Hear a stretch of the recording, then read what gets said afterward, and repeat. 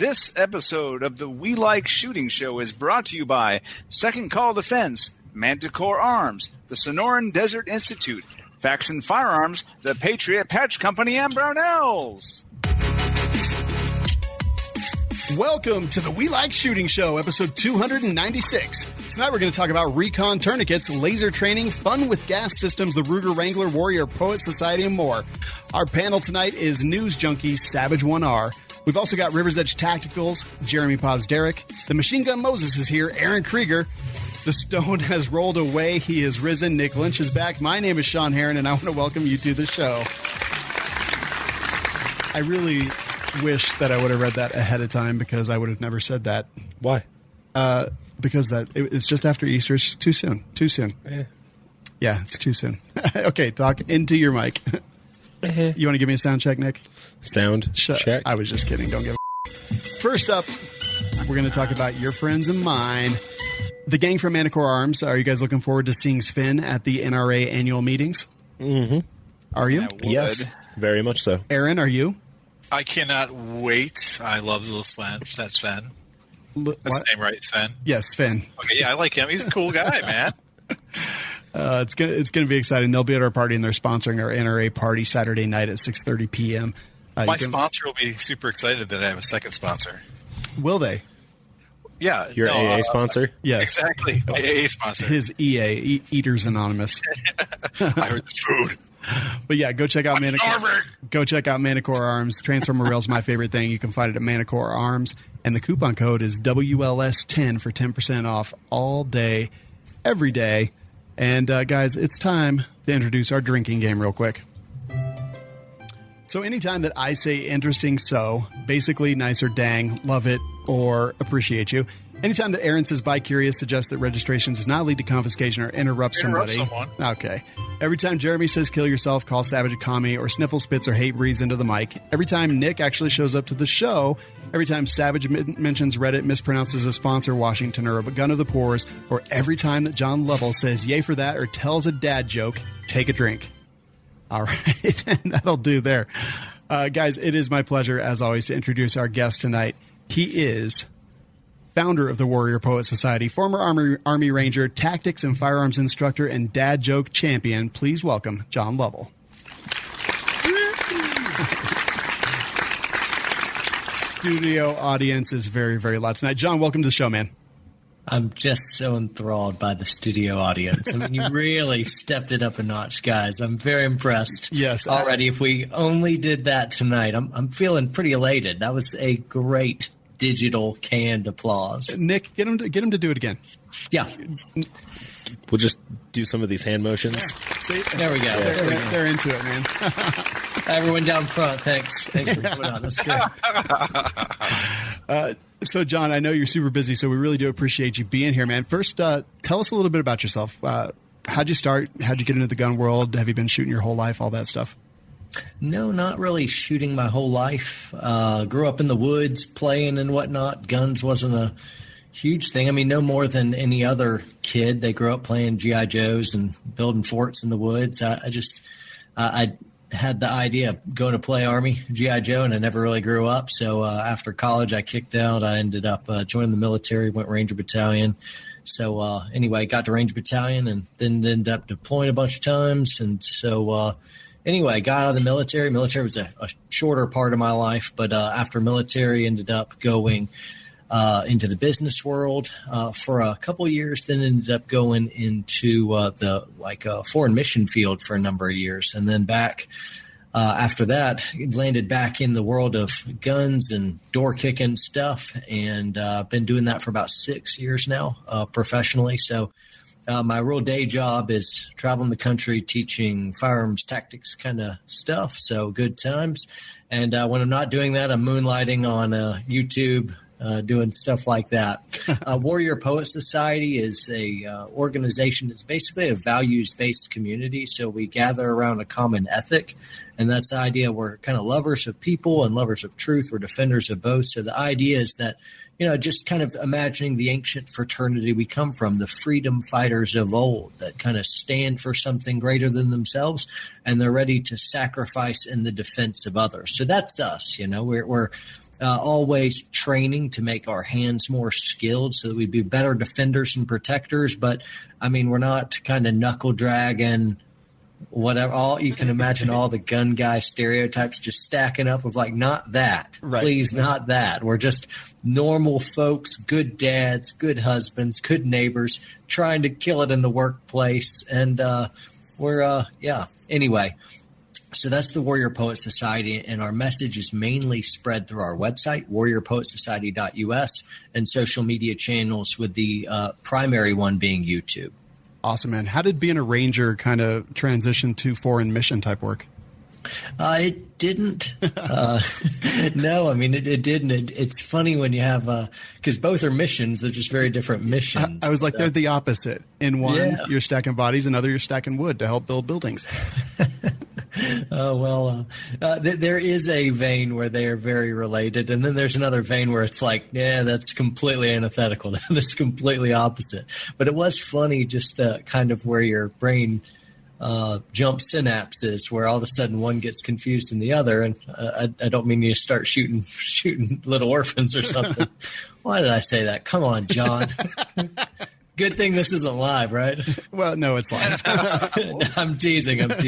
No, I mean, what I was going with that is like the smell of burning trash, for instance, elicits a certain type of adrenal response from me. I'm like, oh, burning trash. It's time to grab guns and get it on. And then you smell that in other third world countries. And I remember the very first one, I went to Ecuador on missions. Anyway, we're just all doing well. We got our Bibles and stuff. And all of a sudden I smell burning trash. And like my smile disappears. And I'm like scanning. I'm looking at everyone's hands. I'm like, what's wrong with me? And it took me a moment. But anyway, I don't know how I got off on that little rabbit trail. But anyway. Excellent interviewing skills on my part. That's how. Yeah, I've lived overseas in a bunch of different places, or a handful of different places, and traveling overseas, you come up with some kind of common themes, and just situational awareness, and reading people, particularly in different contexts that you're not aware of. And so anyway, yeah, there you go. That's awesome, man. Speaking of the foreign mission and just kind of the Warrior Poet Society and how all that goes, is that a common, mentality for Rangers that get out, or was it something that was unique to you think, amongst your fraternity, or both? Not, I'm a pretty atypical Army Ranger, I am. I mean, I did well at Ranger Battalion. I loved Ranger Battalion. It's the best time I never want to do again. Yes. And anyway, I excelled, and it was a good time. But sorry, I just totally. Oh yeah. So no, the Christian aspect was that faith was always with me when I was deploying overseas. How engaged other Rangers were depended on how close we were to dying. Yeah. So overseas, I did 5 combat tours, and in those tours, I always led Bible studies. Now, I was a hard-charging fire team leader and squad leader in different deployments, and so I'm a door kicker, doing my stuff the best I can. But when we're not doing that, I was leading different Bible studies, and sometimes it's kind of crickets. You got a couple people in there, and then all of a sudden, like a rocket comes up, blows a truck up right outside where you're hanging out, and then it's like packed. It's like 20, 30 Rangers in there. So it depended. Everyone gets real spiritual when they're sure they're going to die. Yeah. And so the fun adage of, hey, there's no atheists in foxholes, while we know there are certainly atheists in foxholes, I have an intimate knowledge of why that is a saying. There is no atheist in foxholes. That's because when you think you're going to die, everyone gets very spiritual. Totally. It makes a lot of sense. Another guy I know, Tu Lam, like he kind of reminds me of that. He's very just philosophical and one of the kindest guys I know, but also terrifying when he needs to be. And it's kind of like that juxtaposition between the two, right? To be able to do horrible things to serve the mission, but also to, come back and lead a Bible study. After the military, how important was it for you to kind of adopt that I guess, more relaxed and kind of just spiritual side? Well, I think I want to avoid the pitfall of thinking that those are two completely different things. I think just general biblical masculinity is both ferocious and it's calm. It is dangerous and it's romantic. You are strong and you are soft. And I think when you excel at the warrior aspect, but you suck at the poet side, I think you're a failure of a man. And I think, you love well, but you're not able to defend yours. That may also be some shortcomings in terms of masculinity. I mean, aren't we protectors? Isn't that why we have God-given strength and that just kind of sensing out threats? And that's part of loving my wife and my kids is protecting, right? Yeah. But if we pendulum all the way into the protector, door kicker world, but we don't know how to be sweet, kind, romantic, soft, sensitive, I think that's a real pitfall. And since we just jump straight into spirituality, and you're asking that, I look at Jesus in the book of Revelation. It's a real awesome section. And I'm not going to preach, so anybody's like, hey, bump this dude, and they're already falling off of like, who's going to get all spiritual? I'm not bringing out a Bible or anything, just chill out a moment. This is really cool. Early in the book of Revelation, the Apostle John, who wrote a few different books of the New Testament, he's taken up and he's seeing some vision, and he sees and kind of like his angelic tour guides, like, hey, look, the Lion of the tribe of Judah. And he looks, and instead of seeing a lion, he saw a lamb looking as one who had been slayed. And so as heaven saw a ferocious lion, he saw a lamb that was slain. And so the idea of warrior and poet, it kind of goes, I see that in a whole bunch of different historical personages. No better person than Jesus, who is both the commander of the Lord's army, who is the Lion of the tribe of Judah, and he was also slayed lamb. And so, my kids see me as daddy. I just finished reading them Journey to the Center of the Earth. We read every night together, and there's tickle fights, and daddy is soft, and they are not afraid of me. Usually, they do something wrong. They disobey mom. They're afraid of dad. But I'm kind, And the Taliban, they should fear me. Sure, of course. Yeah. They don't get tickle fights. But they could. They could. Yes. Thank you. Thank you, Savage. Yes, they could. They could. So when you were active duty or even afterwards, were you doing training and stuff? Not taking it, but actually giving it? Like, how did you come to the training and the instructor aspect of your life? Sure. Really, after the military, I put it down for a while. I really wanted to just connect in the civilian world. So I made reintegration a laser-focused mission, and that was tough. I thought I was doing a good job, and everyone knew that I was a hardcore, hard-driving war vet. So anyway, it's fun to hear those conversations from friends later on. I didn't completely unplug. I got pretty into in continuing down the path of just ground fighting stuff, jiu-jitsu, MMA stuff. So I ended up, that was kind of my part-time job when I went back to college, as I was rolling around and, doing that stuff as a job, which was pretty cool. But anyway, put it down for a little while and then came back to it. And so, yeah. Because now you teach 20 classes, I think, 20 different classes, not just 20 classes, but like 20 different topics. Yeah. So it depends. Historically, I certainly have. Right now, in the last year or two, I've really just narrowed that down to about 12 to 14 that I'm actively teaching right this moment. But I'm going to open that up and do a little bit more here in the future. I taught a lot of night vision stuff, for instance, for a number of years. Cooled it on that for a little while, and I probably will roll a few low light classes, low light tactics. Man, those are big deals. And then some night vision stuff and some small unit tactics, kind of like preparation for long range patrol kind of stuff. And I'll roll those out, but probably just one or two a year. Not a lot, just enough to go play around in the dark with some dudes. So, yeah. For sure, man. Do you normally No, we got it. It sounded exactly like you meant it. Okay, sounded super fruity as well. Yes. Awesome. Do you normally teach to like law enforcement? Anything less from an Army boy. There we go.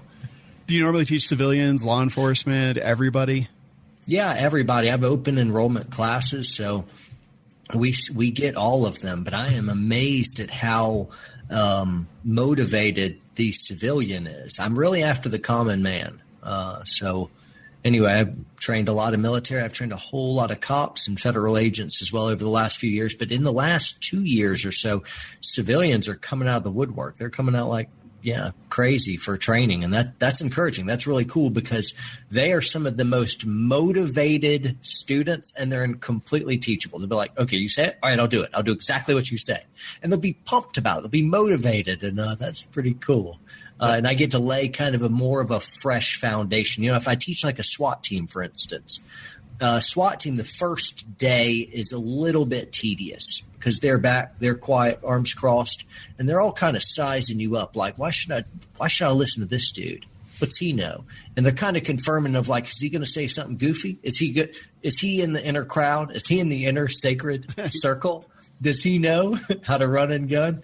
And after the first year, or a first day, provided you've won them over, you're friends in day 2 and all the egos have kind of dropped aside. And then by day 3, you're taking, pictures and you're all fast friends and you'll keep up and whatnot. But I mean, that first day, it's just kind of like, all right, here we go. It's the pissing competition. It's just so boring, but I don't get that a lot with a lot of the civilians and especially people typically – or not typically, universally, 100% of the students that show up, they already know me. So that's probably assuages a little bit more or diminishes some of that pissing contest now. But anyway. Makes sense, man. The when you teach civilians, like teach us a skill, what's something that you think that a lot of civilians kind of don't get that you have to kind of work with them on maybe and, bring that to us right now, if you would. Sure. They don't start with an end in mind. What I mean is they'll get on Instagram. Got to feed the gram, man. You get on Instagram and you see somebody shooting quick or doing some reloads and some sick nasty draw and ting ting and they're hitting steel and they're like, oh, I gotta do that. And that's good. That's fantastic. Love it. Absolutely do that. But a lot of times folks are really skills oriented and they don't understand the psychology of the fight, of the bad guy attacking, when, where, and how the bad guy attacks. And man, that's far more important than your skill. A lot of times it doesn't come down to shaving 1/10 of a second off your reload. It comes down to situational awareness, threat indicators, reading those threat indicators, understanding how bad guys think, when, where, how they attack, who they're after, what times they attack, and basically to be able to see a fight coming before it happens. Then there's all the verbal judo, open hand, closed hand skills, martial arts, so critical. And then the tactics of fighting and even just round placement, the physiology of how to stop somebody's trigger finger in a real short time. And so there's just this avalanche of stuff that they've never even thought of. They just think of, okay, draw, shoot, reload, shoot. I did pretty well. I must be ready. And I'm like, man, you could be such an amazing shooter and such an epic fail fighter. You could be a disastrous, terrible gunfighter and really good shooter, and vice versa. What I don't want to do is pull skills down. I don't want to do that because I teach, quick draw, quick reloads, smooth shooting, fundamentals. We are not sloppy shooters in Warrior Poet classes, and we're fast. What I'm not trying to do is pull skills down. I'm trying to exalt the things that people they don't even know about. People walk away and their brains feel like, they say like, man, I feel like my brains are bleeding. And it's just because you're getting so much stuff you never thought about. And so that's the thing. You got to start in mind. Start with the end in mind. Makes a lot of sense. When did you come to the whole YouTube side of everything?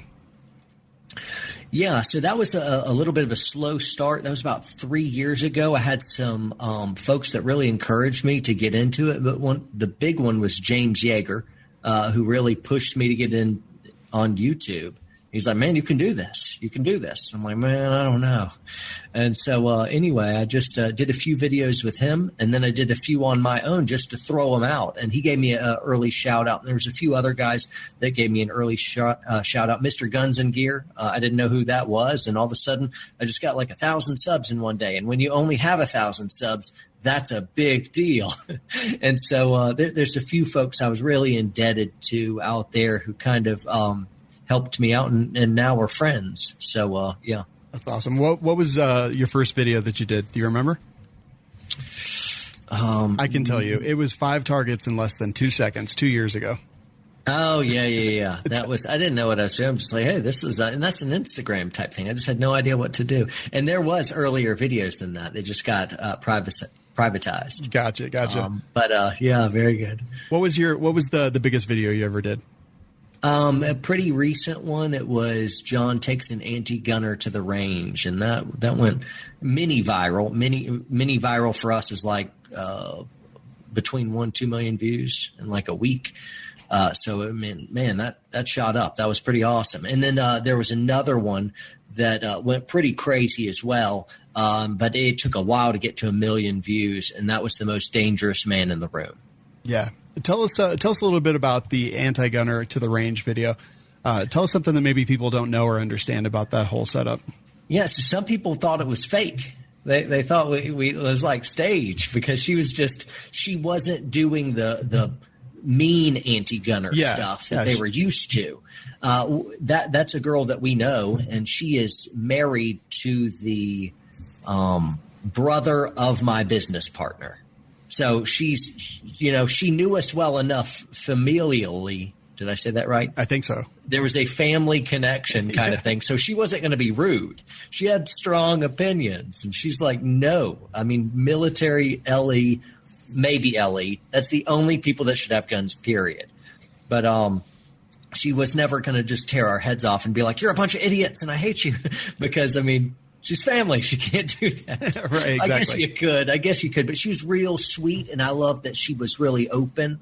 But she just had never experienced that shooting before. And so that was all new to her. And she did great. I was real proud of her and whatnot. And, we had good conversations off camera, just all of us sitting in a big group around a table regarding firearms and stuff. And there's a lot of misinformation on gun laws and gun culture in the United States. And so folks looking in from across the seas think that, it's just the Wild West out here and we're all running around shooting each other. I'm like, man, nothing could be farther than the truth.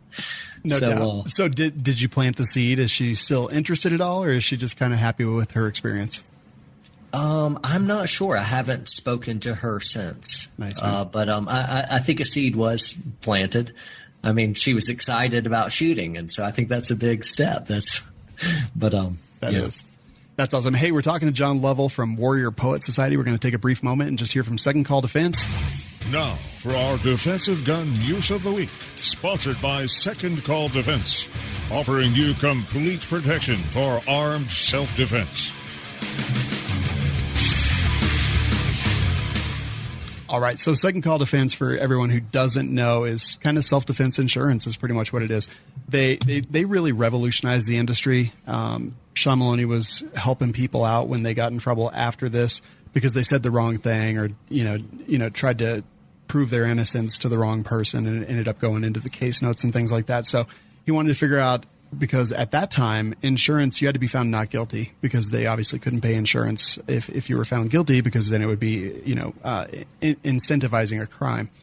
But they figured out the way to do it by launching their foundation, and they pay you everything out of pocket, day one, $1. You never have to come out of your own pocket. It's all taken care of for you.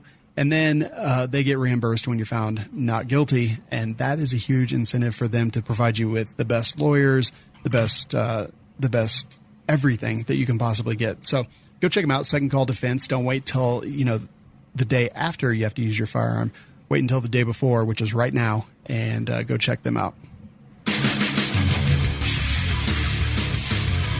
This portion of We Like Shooting has been sponsored by Second Call Defense, the most comprehensive protection for armed self-defense in America. Visit WeLikeShooting.com/SCD to find out how to get your first month free. We're back with John Lovell, the most dangerous man in the room. John, tell us about that video for those who haven't seen it. I am the most dangerous man in this room.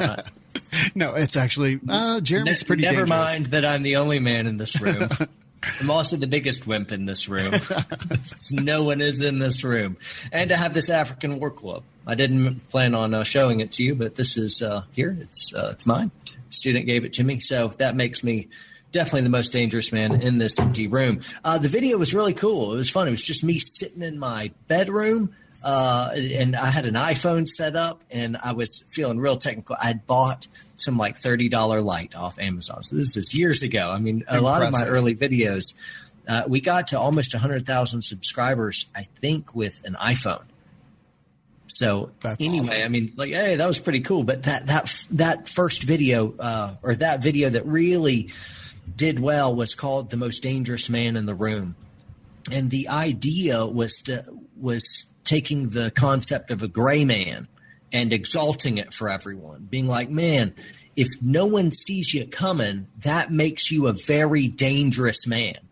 And I told the story of a man named Tony Lopez, somebody I'd met, I'd studied under just a little bit, I'd sparred and rolled with. And at the time, I was a pretty high-level high school wrestler. I was a good wrestler. I was known as the school's wrestler. So I was all about it. And he was kind of a dude I was sparring with, but he had a little bit of a belly to him. He was like in his late 40s or early 50s. And I'm kind of in my prime. I'm doing well, you know? And so he just kept taking shots, and we were doing drills and then grappling, and he was toasting me, like just nasty, sick. He was killing me. And it wasn't like he was way stronger with the old man strength. No, he was somehow faster than me. And I'm like, that just makes no sense. That he was better than me. And he was chatting casually with me while he took my world apart. Yeah, so he looked kind of nerdy. So anyway, I was just like, man alive, that guy was the most dangerous man in the room, not just because he had a great amount of skill and he was well trained. That's one part of it. But he was also terribly dangerous because you wouldn't see him coming. You wouldn't expect him to be able to just crush you. And so I think there's that it gets back to what we were talking about earlier, civilians, of like, what do I really want to talk to them about? I'm like, hey, it's not just about skill, man. It's about tactics. It's about mindset. And man, tactics is just, it should never be undervalued. In a contest between who's fighting smarter with tactics and who has the best skill, I'll pick the tactician. And so anyway, this guy was just I want folks to be able to be a high level of skill and proficiency, but I also want you to be the gray man. I want no one to suspect, no one to see you coming. So if someone does assault you, you would launch a counterattack so sneaky, so vicious, they never saw it coming. That's the idea. Cheat and be amazing. And I mean, man, if you can couple those two things together, you may just be the most deadly man in the room. No one will know it, but you are. That's awesome. Speaking of, I saw that video that you did with the Brandon Davis, UFC fighter, and you guys were doing knife against guns. That video was freaking awesome. I think that was actually the first video that I'd seen that you did, and it was really intense. So why don't you tell us about that experience a bit? Yeah, so I was training with Craig Douglas, and I don't like being around Craig Douglas because I know I'm not the most dangerous man in the room. And he's from ShivWorks, for those that don't know. Yeah, so he's I know enough about hand-to-hand fighting, martial arts, gun stuff to be able to say in the areas that I'm not a subject matter expert, I'm able to call bull on other people's weird kung fu-ery. I'm just kind of like, yeah, that's not working. I don't buy that. But I looked at what Craig's systems were. This was before I knew him, and I'm like, man, that's raw, brutal, simple. It had the ring of truth to it, and I kept hearing his name over and over.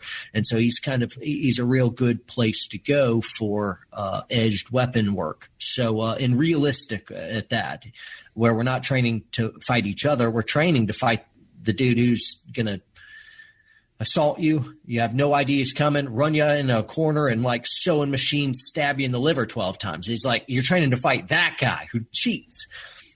So anyway, I'd partnered up with Craig, and the idea was to take his kind of close proximity entangled gunfighting course, which is mixing guns, knives, and martial arts together. What he didn't tell me is that my sparring partner for the day would be a current UFC fighter in my weight class.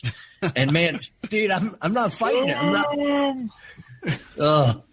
So anyway, so he's literally a professional fighter. And so, and that's what he does. He's training all the time, and he just won. He just fought in Atlanta a couple weeks ago, and he came out with a W.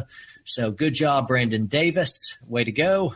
I had complete faith in you. So anyway, but me and Brandon Davis, UFC fighter, ended up fighting for hours. And some of those evolutions where I'd have a gun, but it'd be concealed, and he'd know where it was, and he'd have a knife and it was concealed, and then he'd start up on top. So I would be, he'd be in my guard, and we'd just go for it. And, there was no rules. It was no Rex Kwon Do, grab this arm, no, my other arm kind of thing. It was just go for it, whatever you come up with. And he's trying to stab me, and I'm trying to shoot him, and he's, trying to get my gun. And then all of a sudden, trying to punch each other in the face, and then, oh no, here comes an arm bar. And so it was just it was a giant chess match of crazy awfulness.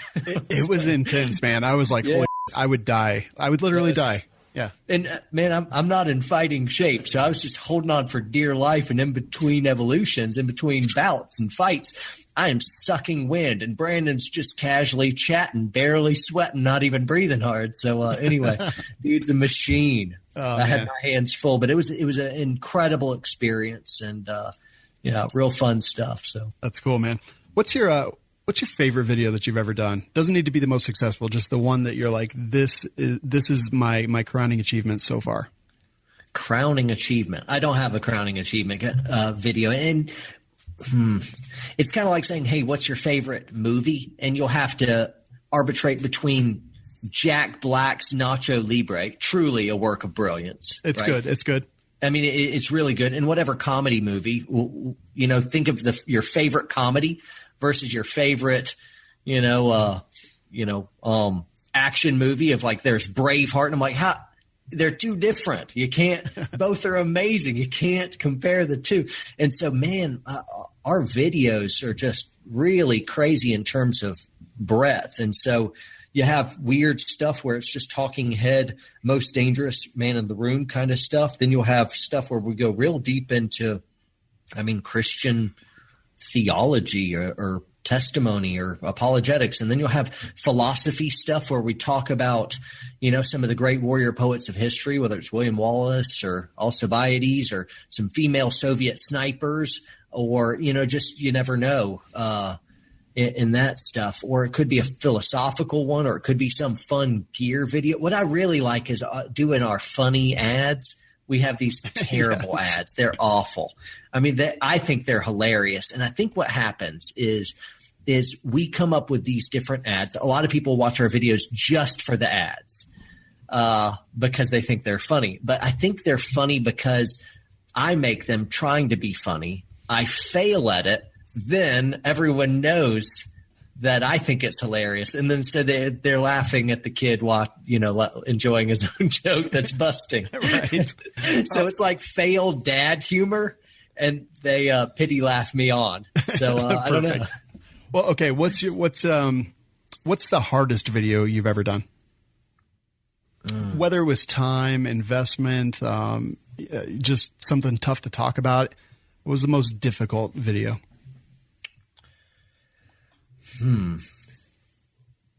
I know. We don't prep anyone for these questions because we're hard-hitting journalists. Okay. No, I've got one. So I was reviewing a training simulator. I was reviewing a training simulator, and this is more of an affordable one. So I have it. I'm looking at it right now. There's a big screen in front of me. There's a projector. There's an IR camera. There's certain pistols. So anyway, I can get in gunfights like that are simulated virtual reality right here in my studio, or you can do competitive shooting. So anyway, I was doing a review on this training simulator, and what I wanted to do was program my own gunfight against myself. And so the idea and I thought Evil Poet, and he was my alter ego, and I'd deepen the voice and had shades. And so we get this altercation where I had so many things I had to set up. I had a green screen, which was behind me, and I'd recorded me doing all those parts, and then I put it on the screen so I could record me interacting with the screen with preloaded lines. And so it was just a mess. It felt like in the production it was 3 levels of inception of videoing. And anyway, we pulled it off, and I got in a gunfight with myself. And so to defend Mrs. Poet, my wife's honor. It was so stupid. Everyone loved it, but it was definitely stupid. And the video was really, really hard to pull off. Took way too much time. I don't think I've watched that one. I need to find it and check it out. It is a special kind of dad joke there. That's pretty epic, man. Yeah. Let's see. Let's talk about gear for a minute. What is your everyday carry? And that can include medical, knives, pistols, nothing, whatever. Sure. So I just did a video with Panteo Productions, which just goes way deep in this. The video hasn't been released yet, but there's a product on there that I'm not going to talk about, but it's basically what plugs all my EDC medical, and I've got Leatherman tools in there, escape evasion stuff, lock picking sets and shims, and extra tape. And so I've got all that stuff. I've just got it in a place where there's no bulk, so you would never know I had all that stuff. For me, with everyday carry, what I want is one of the most important things for me is comfort. If everyone wants to commando out and you do your pocket dumps, which is like, here's my 12, knives. You look like the Joker when he got arrested, yep. Batman. It was like pulling knives out of everywhere. And here's my 4 guns, and here's all my emergency rations. I'm like, shut up, man. You're not carrying all that junk. And that's part of it. If it's not comfortable, I'm just ultimately not going to carry it. Yeah. Especially, I'm having an office day today. I'm going to work, with a few staff members in a building. No one's coming in, and I'm going to be seated for 9 hours. No one's coming after me. I don't want to carry, 5 knives and 3 guns. So with firearms, I'm always carrying a gun. It's either at work, at least I've got it in my everyday carry pack, but typically it's on me. I'll carry a Glock 19 or I'll carry a Glock 43.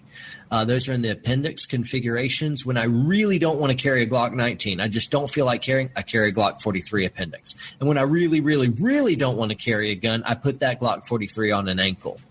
And then there's special circumstances, wardrobe stuff, like I would be working out at the gym tomorrow. And when I do, I'll have a Glock 43 in my workout bag next to me while I'm working out. So that's it. I got a normal little pocket knife, wallet, phone, keys, those things that you would expect, all those medical items. I carry a tourniquet on me and stuff. And then in my overflow, I always have an EDC bag, which has got all kinds of goodies in it. So, and that's never really far. So EDC is life. I'm big on it, but I don't go all out. I don't have a special compartment in my pants for nunchucks. But that sounds awesome. Why not? Big mistake, man. Big mistake. Well, I think you're just happy to see us then. Oh, man. So I just saw a video of you. You were with Don Edwards from Greenline Tactical, who I've had the privilege of training with as well in Louisiana. And you were talking about, I don't even really remember what it was, but what really got me about it was that you were like, look, man, if this works for you, do it that way. Oh, I know what it was. It was whether you come over the top and rack the slide or just use the slide release or whatnot. But one of the things that I really liked about it was that you weren't too declarative, I guess is the word that I would use. You weren't like, look, this is the one way to do it. This is the only way to do it. Do it because I say to do it. You were like, look, man, here's one thing, here's the other thing, here's them kind of compared to each other. But whatever you kind of choose is you choose because it works best for you. When it comes to you being an instructor, and I think in our industry, a lot of instructors are like, do what I say because I know everything and it's the best way to do it. But I didn't get that impression from you at all. And is that something conscious that you do, or is it just kind of who you are? Maybe a bit of both. Part of it is my recognition that I'm not the only game in town. And there's just some really good shooters out there. There's some folks with deep and broad resumes. And guess what? We don't always line up. And sometimes I'll disagree with legends out there, and I disagree with them. And then a student will notice that, and I'm like, and if you have to choose between us, go with theirs. They're probably right. But the way I see it right now, I feel like I'm right. I'm probably wrong. Maybe in 5 years I'll be saying something different. But here's my arguments. Here's as far as I've gotten. This is why. Now you figure it out. I don't care. You're not here to adopt, fully into the school of John. I am one little piece that helps prepare you for something that's coming. If you copy everything about me, then you will inherit my strengths, but you will also inherit my weaknesses. And I'm trying to get rid of those. And some people just, they have really, really good arguments. And so me and Don did that skill differently. So, and hey, Don's an awesome dude, lots of experience, deep resume, great shooter. And at the end of the day, so I just recognize that. So that's one piece of it. And the second piece of it, who cares? Who cares? I think this is a classic case of not seeing the forest through the trees, where people are thinking that it comes down to the 0.05 seconds between a over the top or hitting your slide stop lever on a reload of like, dude, first off, you're probably not going to ever have to do an emergency reload in a fight. It's going to be over 3 yards. The average gunfight's in a civilian and law enforcement context, not a military. But in those two contexts, the average gunfight's happening at a 3-yard distance in under 3 seconds. I mean, a total of 3 shots are fired. Statistically speaking, you're probably never going to get in a gunfight. And if you do, you're really, really probably, statistically speaking, you're not going to do an emergency reload. And then you're carrying like a Glock 19. It's like, all right, so already it's almost statistically nil that you'll do the emergency reload. And what's happened that you're 16 rounds into a gunfight and it's come down to that 10th of a second? And if you're doing it out in the open, you're an absolute moron anyway, because you should be behind cover and concealment at that point. The 16 rounds buys you time behind cover and concealment. And so, I mean, it's just classic. And then all of a sudden instructors will make it a point of contention where they wrap their identity into do it my way because I'm the big man, bow to my greatness and do it my way. And I think it's a mistake. And once you do that, all you can do from there is double down when someone disagrees on you. Of like, oh yeah, well, me and my resume. I'm like, dude, who cares? Yeah. There's so much more important stuff than that little rinky dink whatever on your reload. You feel passionate about one of the two? Great. I don't give a flying rip. Choose one. Shut up. Yeah, choose one, do it, and let's get on to the much, much, much more important stuff like solo room clearing.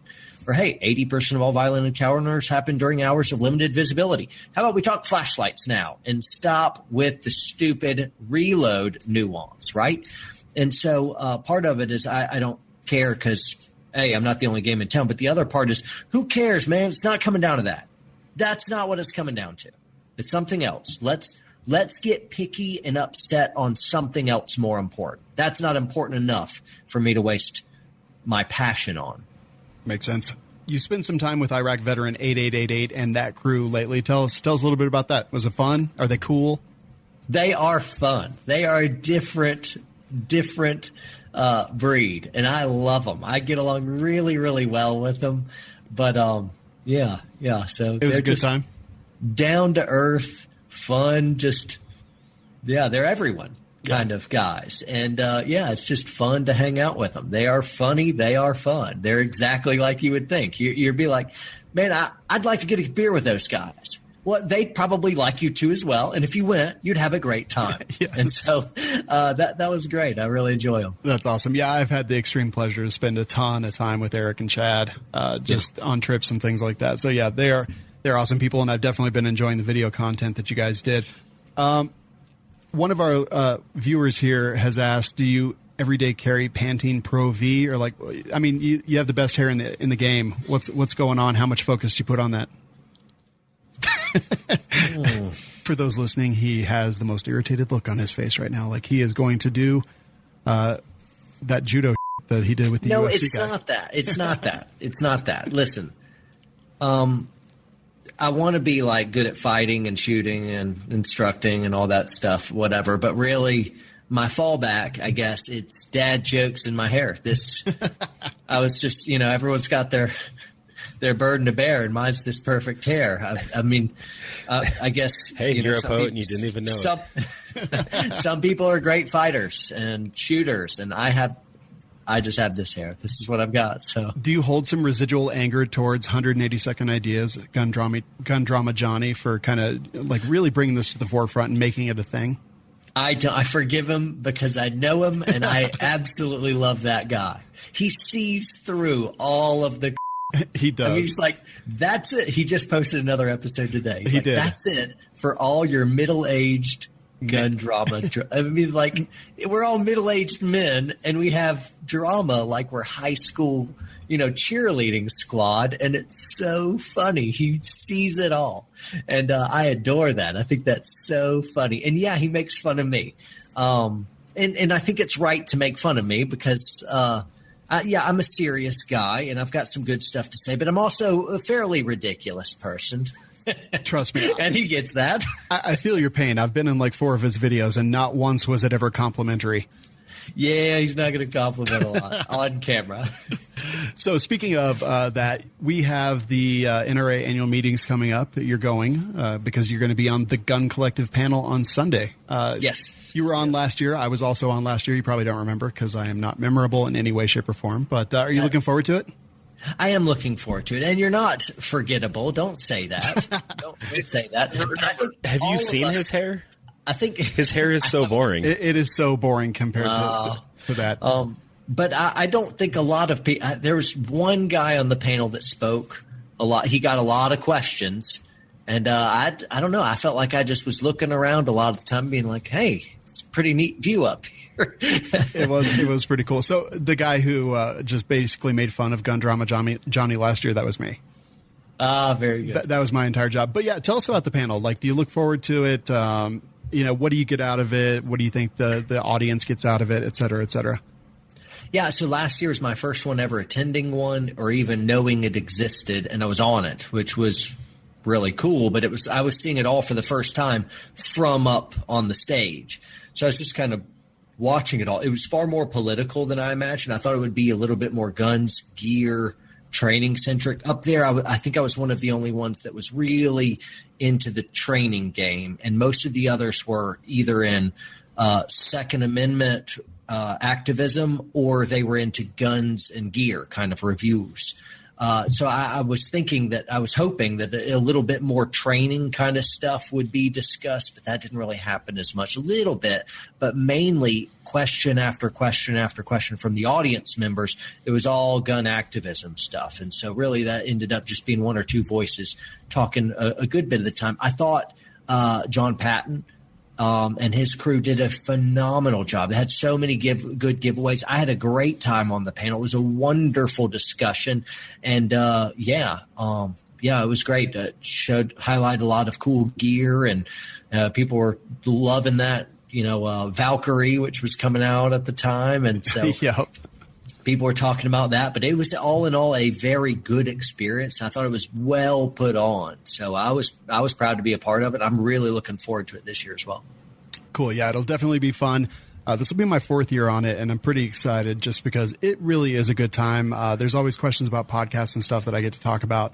And I agree with you. It would be great to talk about, training and, maybe the importance of medical and stuff like that. And I know you're definitely interested in medical. Do you recommend people get medical training? Absolutely. Yeah, absolutely. Yeah. For sure. I layer that stuff. I stockpile that stuff. I've got that everywhere. I've got, kind of mass casualty bags, EMT kits in my wife's car. I've got it in my vehicle. I've got it in my EDC bag. I carry it on me, and I've just got lots of stuff. And maybe that's over the top, but I don't know. I think you're more likely to, if you really care about defending and protecting life, you're probably going to do more good with some chest seals and a tourniquet than you are with a gun. But I carry both. I carry all of it. So 100%. All right. So last question for you, Mr. Warrior Poet Society, is you do a lot of videos with your wife, Mrs. Warrior Poet, and clearly you guys have a lot of fun. And tell us a little bit about that and how important it is for you to kind of include that person in your life into the things that you do and how enriching it's been for you. Very good. Yeah, man, I've got an awesome marriage. I'm in my 13th year of marriage now. I know, not exactly a lucky number, but we are killing it, man. This is the best year of marriage I've ever had. Let me just give you 3 big cheers for monogamy, man. Things are going well, provided, we've had to get through a whole bunch of communication issues, and sometimes it's 2 steps forward, 1 step back. But working together on stuff is we got to be smart on that too. We're not just holding hands, skipping carefree into a field of perfect bliss. I mean, we fight it out. We have communication breakdowns, and sometimes it's, I need quiet time and alone time. Leave me alone. And, we're just normal people in that respect. The working stuff, she was really wanting to help with the society, especially as we started getting really busy about 1 or 2 years ago. And it was just overwhelming, me and my business partner at the time. And, she's raising my kids, and we're homeschoolers. And so just, man, her plate's full. And then to be able to come in and help with the business as well, it was pretty taxing and overwhelming. And so we had to find the right fit for her. And then I had a friend who encouraged me and said, hey, man, she's like a really good speaker. And, she can, she's easy on the eyes. I'm like, hey, you shut up. No. You suck. No. And so, we put her on a few videos, and people really liked her. And I'm like, man, that was fun. And a lot of times when we talk about marriage and stuff and we do stuff, it feels like a date. And so I think the rub is when you have a hobby that both of you can get behind and enjoy together, it can be really, really good. But we had to find what that was. So I think as folks are listening in and you're thinking, man, how can I have more quality fun time with my wife? And maybe you're not having a lot of fun, period, of like, holy cow, hit the brakes, everyone. You need to have fun in your marriage, and wow, you need to laugh. You need to find out what you were doing when you were dating and then redate your wife. Don't you dare let your marriages go stale as you settle into a dreary routine. Date her, pursue her, get after her, have fun, make her laugh again, make it your mission and your goal, and you're a coward if you don't. So anyway, that was me really passionately getting about that. That's the most passionate I've gotten. I do everything, and if none of that encouragement worked, I topped it all off with a little shame. There you go, man. I like this, and hey, that's for me too, because I don't pursue my wife all the time like I should by any means. So I'll throw myself into the category too. But man, we found a way to have a little fun together at work, and everything else didn't work in that respect, except we found the one thing that did, and so we're doing it. That's epic. So tell us, I've definitely kept you over. I know you need to go, but tell us how people can become involved and become warrior poets and just kind of keep up with everything that you do. Sure. So Warrior Poets is an ancient fraternity. It's basically, hey, if you live for something higher than yourself and you're ready to sacrifice in the defense of others, that's the Warrior Poet ethos, and you are one of us. You are in our ancient fraternity. I do not own that. I do own the trademark, though. So so don't try to launch Warrior Poet Society .tk. So, you're one of us, but don't push it, buddy. Yes. Now, if you want to get more involved, hey, first off, let's share ideas, and the best way you can do that is, check out what we've got going on in YouTube. Jump into the comments. My inner circle's on Patreon, so you can find there, Instagram, Facebook. But go ahead and start getting involved and just kind of seeing the ideas that are being kicked around. We're getting stronger together as I'm kind of thinking their own thoughts back to them, and we're all on a journey together in that warrior poet kind of lifestyle. Later, folks may want to jump into a class or something like that. Many people do. They'll watch for a while, and then eventually they'll jump into a class. But anyway, make sure they check out the website, warriorpoetsociety.us. That is very cool, man. Thank you so much for being here, John. It's been truly a pleasure. Can't wait to meet you in person at the Gun Collective panel at NRA. I think it's going to be a great time, as always. Absolutely. I hope that you're not going to try to fight me when you see that I have the exact same hairdo as you. You do? No, man. I will. Oh, no, I don't. But tomorrow I'm going to spend as long as it takes getting it down. How long do you think I spend on my hair? I don't know how long it took you to train it that way. 0 time, 0 product. But everyone, like in the comments, is like, "That's a wig. He dyes it.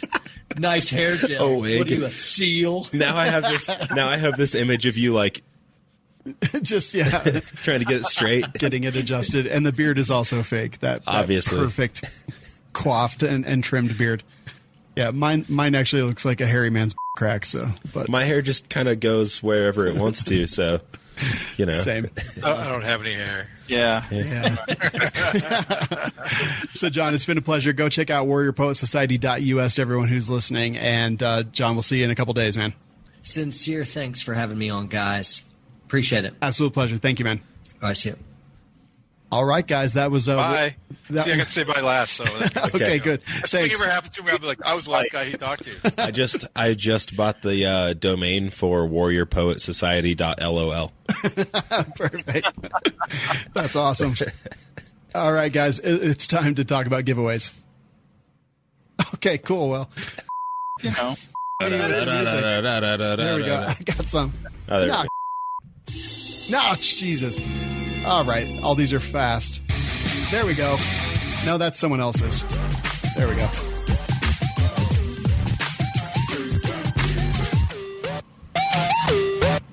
All right. He was a good guest, guys. It's going to be tough for us to follow up, but we're going to start by giving stuff away.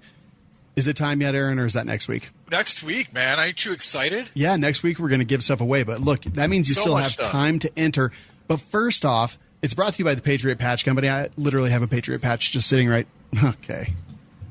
here in my hand. This is the Winter Warfare one. The one this month was Easter Bunny flying a jet with eggs and all kinds of other stuff. But Patriot Patch Company, go check them out. Join the Patch of the Month Club. PatriotPatch.co. Coupon code is WLS. And we have 5 giveaways that we do every single month. The first one is going to be Patriot Patch Company. They give away, 25 patches now? 20. 20 patches. And Kanaz Tactical Group, who I just took a carbine class with this last weekend with that PSA rifle that Nick and I assembled while we were drunk.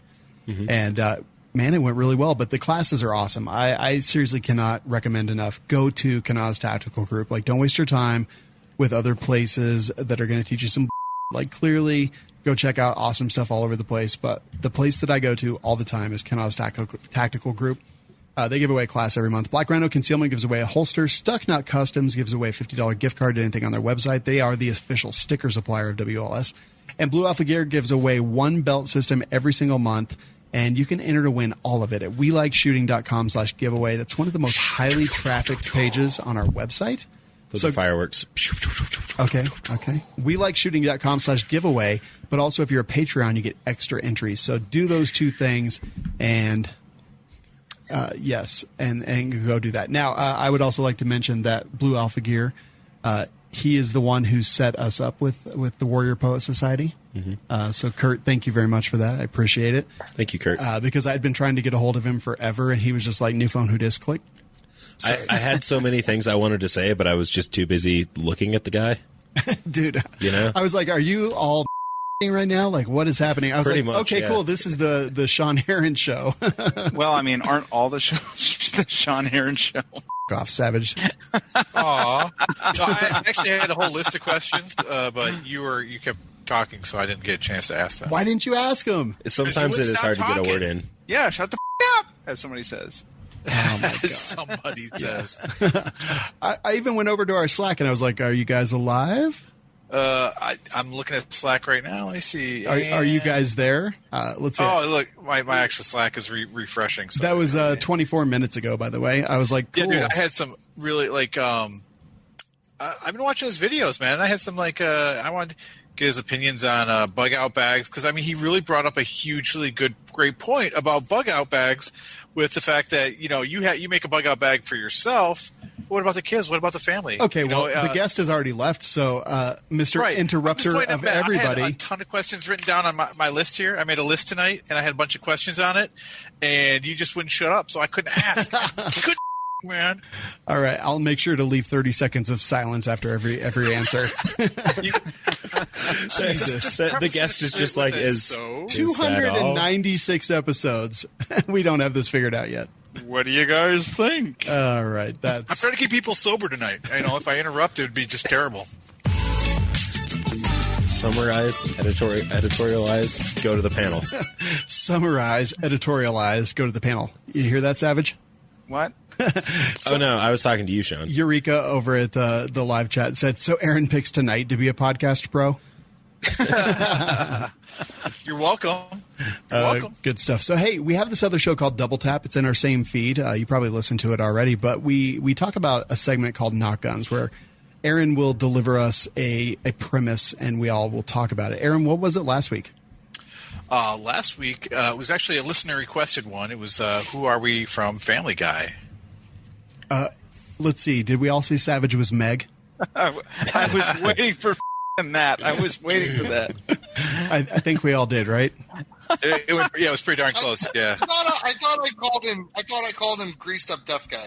I think you did, actually. I could pass for a Stewie. So go listen to the show Double Tap. No, you literally cannot. Stewie is a genius, and you are not a genius, I'm saying sir. physically, I'm small, I'm bald, I've got, childlike joy. Yeah, pretty much. So go check out that show. I guarantee it will be worth it. Let's see. I know where we're going next. Oh, geez, that's not the place that I wanted to go. I'll tell you where we're going right now, and that is crazy. This is Gear Chat, brought to you by Faxon Firearms. Wow, that was loud. I'm so sorry. I just yelled into the microphone, dear listeners. Faxon Firearms, I cannot wait to see them. We are doing a booth appearance at their booth at the NRA annual meetings. Aaron, did you know that? I heard the rumor. I did because it's on our calendar. Okay. I saw it appear on the calendar today, actually, a couple of things. Yeah, just a few million things that came up in the Slack. Yeah, we've got a really busy NRA show. We are going to talk about it in WLS's Lifestyle. But dang, yeah, we really do have a ton of stuff coming up. So we're going to be at Faxon. Aaron, do you remember when? Yeah, it is during the NRA show, Sean. Yeah, it is. It's going to be Saturday, April 27th. It's going to be at 2 p.m. Indianapolis time. We're going to hang with Faxon Firearms and do a booth thing. But guys, look, we don't f around with the booth things. We're going to do a strange candy tasting at the Faxon Firearms booth at 2 p.m. on Saturday. And I really highly hope that you guys all show up and you can try some of the ridiculous candy that Kurt texted me right before the show tonight. And some of it, I was like, I will literally throw up if I eat that. So if you would like to see us throw up, please come and have the crazy candy tasting with We Like Shooting and Faxon Firearms. But I've actually been doing a ton of work lately, just putting together some Bi-curious tables. Okay, there you go. Everyone drink. Some tables of the builds that we have done lately, and so much of the stuff that I use is Faxon Firearms. I was like my 450 Bushmaster, my 300 Blackout, and they've got so much stuff like the barrel, the bolt carrier group, gas blocks and gas tubes I've been getting from them as well, muzzle devices, and all kinds of other stuff. So go check out Faxon Firearms. They've got that new line of pistols, the FX19, that'll be coming out very soon. They've got their lightweight AR-15s. They've got all kinds of barrels and handguards, carbon fiber handguards, all kinds of other stuff. Coupon code is WLS10 for 10% off all day, every day.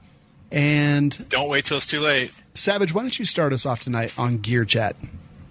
Yeah, so I've been having some interesting problems with my lightweight build here.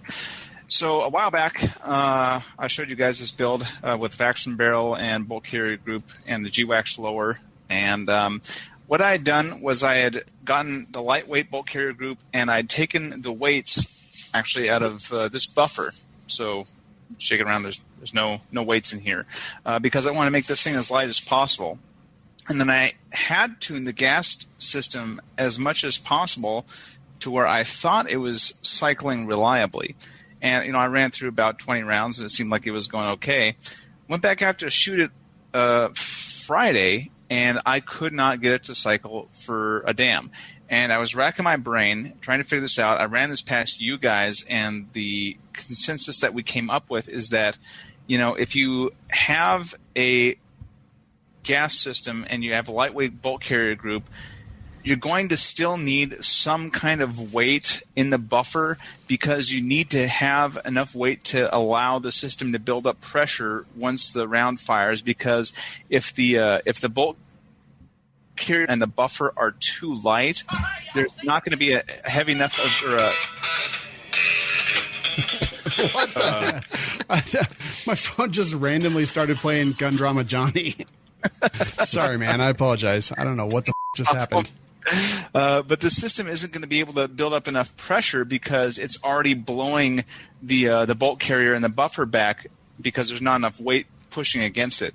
So I had another buffer tube with the full amount of weights in it, and I went back out to the range today, and I was able to shoot it, and I went through 60 rounds without a single malfunction. So I think that's what fixed it there. However, I also tried this upper over here, which is a 20-inch barrel with a rifle length gas tube on it, and I took the lightweight bolt carrier group out and put it in this one, and it was having the same kind of issues. So what I'm thinking is, because you have a rifle length system, you have less pressure going back through the system, so you're actually going to need a heavier bolt carrier group in order for that system to be able to build up enough pressure to cycle the system again. So I initially thought that you'd be able to get away with just doing everything as lightweight as possible, but there is a balance that happens within the system, and there needs to be weight in certain places. You can take it out of other places, but there's only so much weight you can take out before the system starts becoming unreliable. At least that's what I can assume. Yeah, and so our theory again was that because it's so light that it's not actually building the pressure that it needs before it starts to release that pressure. Correct. Okay. And my suggestion was to use a AR. What's going? My suggestion was use a 308 buffer spring, maybe to get some more. And that is another idea. You could possibly use a higher strength spring in the system. Just for what I had now, I had the buffer with the weights in it. I might go ahead and try getting a heavier weight spring, so that might be another solution. But for now, it works, and I'm happy with it. What do At you least think? on the carbon system. Nick, what do you think? I don't think you weighed in in Slack. I didn't in Slack because we talked about it in person, and then you basically posted what we agreed on. Okay, cool. All right, cool. Yeah. So I didn't hear what was going on. Good. He just took all of the weight out of his bolt and buffer in his AR, and then it stopped working. Well, it worked, and it stopped working. It worked, and then it stopped. I mean, yeah. Yeah. All right, cool. We'll definitely report back, Savage, because this is an interesting conundrum. Wait, was it not cycling back far enough, or was it not going forward far enough? It was not going back far enough to where was the failure? It was not. So it would extract a round. It would not go back fully enough to catch another round and go back forward. So it was, and it's a rifle length gas system, No, it's or a is it a carbine or mid? Carbine length gas system on a carbine barrel. Mm-hmm. And your gas was turned all the way down? Initially, it was turned all the way down. Now I think it's pretty much open. I'll show you the gas system later. All right. I mean, is that code for butt sex? I didn't hear the whole argument, but it sounds like, I mean, there's a reason a pistol slide weighs what it weighs. Right. Because it resists the pressure building in the chamber to a point operated. So I don't know if it works in the exact same way because it's a locked chamber, unlike a pistol where the weight of the slide is what holds the pressure in the chamber until it reaches a certain point, much like a rolling lock. But I believe it still relies on some of that weight to keep it locked. And I get that, but I don't know if it's as much, or he just did something stupid and turned his gas tube. Well, I when you said that, it just made me think, it's also possible that it's cycling too fast. Because I've seen that on guns where it cycles faster than the magazine spring can push the next round up. It's even a lighter weight buffer spring. Yeah, so if you've got no weight in there, if there's nothing to slow that thing down, that actually potentially could be the issue as well. Yeah, it's literally overgassed to the point where it's going boom, and it's just there now. That's possible, but I wasn't actually. There'd be times where I wouldn't see it slide, like it wouldn't eject around. There's sometimes when it just flat out wouldn't eject around. Yeah. Like, well, in that case, then it's probably what you're saying, and it's not cycling enough. Yeah. Very, very interesting. If we can trust Savage's views with the way he holds a gun. I mean, oh. Everybody besides Jeremy has seen me shoot a gun. You just threw down the gauntlet. Them are fighting words. Now you guys have to duel to the death.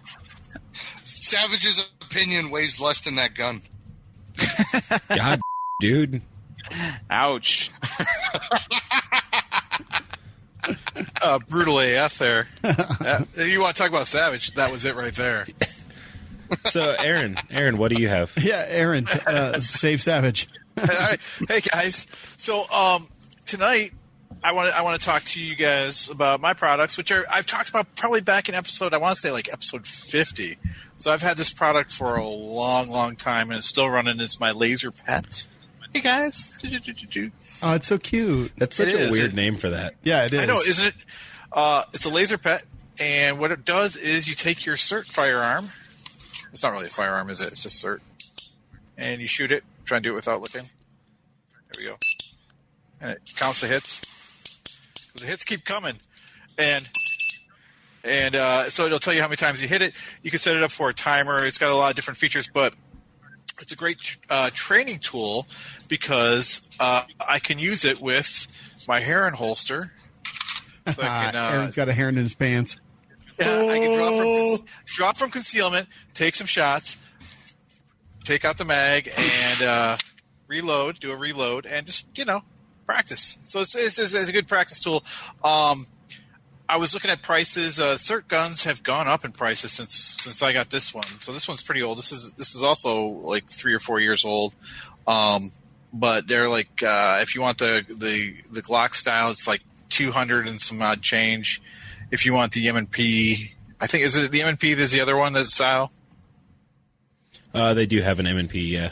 That's like $360 for that, which is crazy because it's just the same thing. It's not like it's doing anything different. I wonder if that SIRT gun will work on my simulator. Well, I'll bring it down when Sean comes to town, and we'll try it out. Could it be the difference between the one that has the red and the one that has the green laser? Because as I recall, the green is more expensive. I don't know. I mean, this is obviously a red. See? Red, red, red, red, red, red, red, red. Dude, it's not going to change color. Yeah, right. Yeah. So yeah, I mean, it's a great tool if you guys, as John, who would be saying earlier, train. And he's not talking about a party with Sean's mom. Oh, jeez. That was awesome. I mean, dude, that should be the name of the show. So you like the laser pet? Wait, what should be the name? Training with Sean's mom.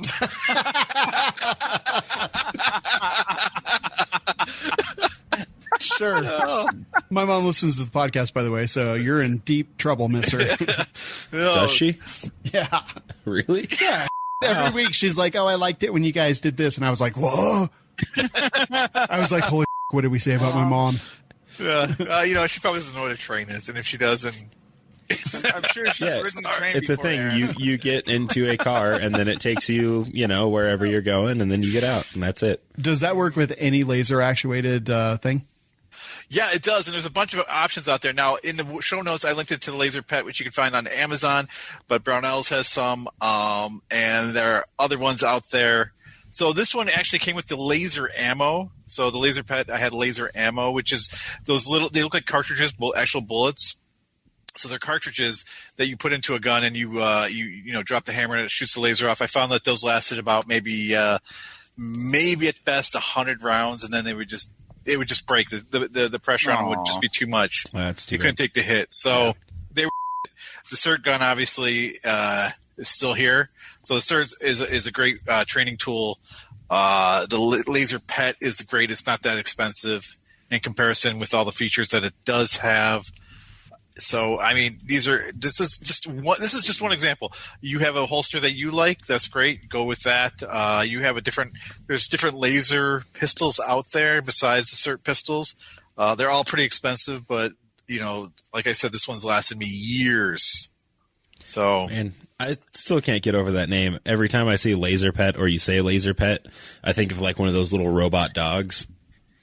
See, I always think of the laser cats from Saturday Night Live. Oh yeah, yes.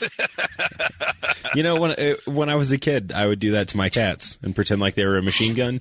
So when I saw that video on Saturday Night Live, I was like, "Oh my god, I'm not alone." Right, my kids did it one day. I'm just like, "Leave the cats alone." But I laughed inside. Did you get bit and scratched a lot as a child? Oh yeah, because I always with the cats. Not by cats. It doesn't yes. surprise me, Elmira. Wait, do you not get that joke? I get the yes, joke. Oh, okay. Tiny Toons. Okay. I was going to say, was that a Tiny Toons reference? Yeah, dude. Yeah. Did it. All right, so there's a product I wanted to talk about, not guns, but it is medical. So I saw the other day, it was a group This is that I'm Gear in. Chat. Gear Chat, not guns.